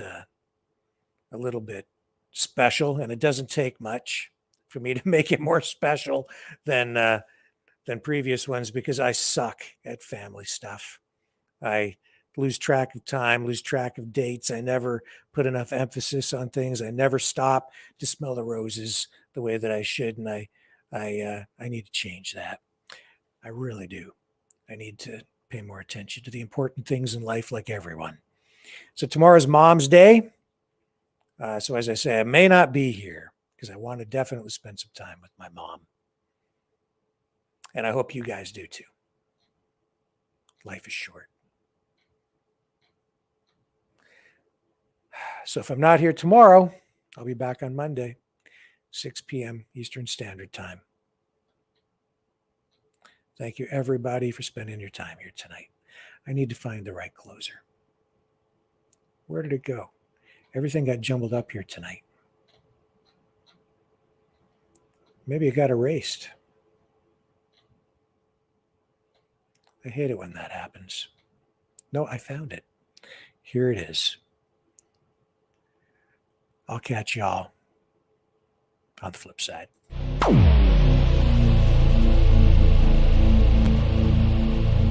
This has been a Maverick Multimedia production.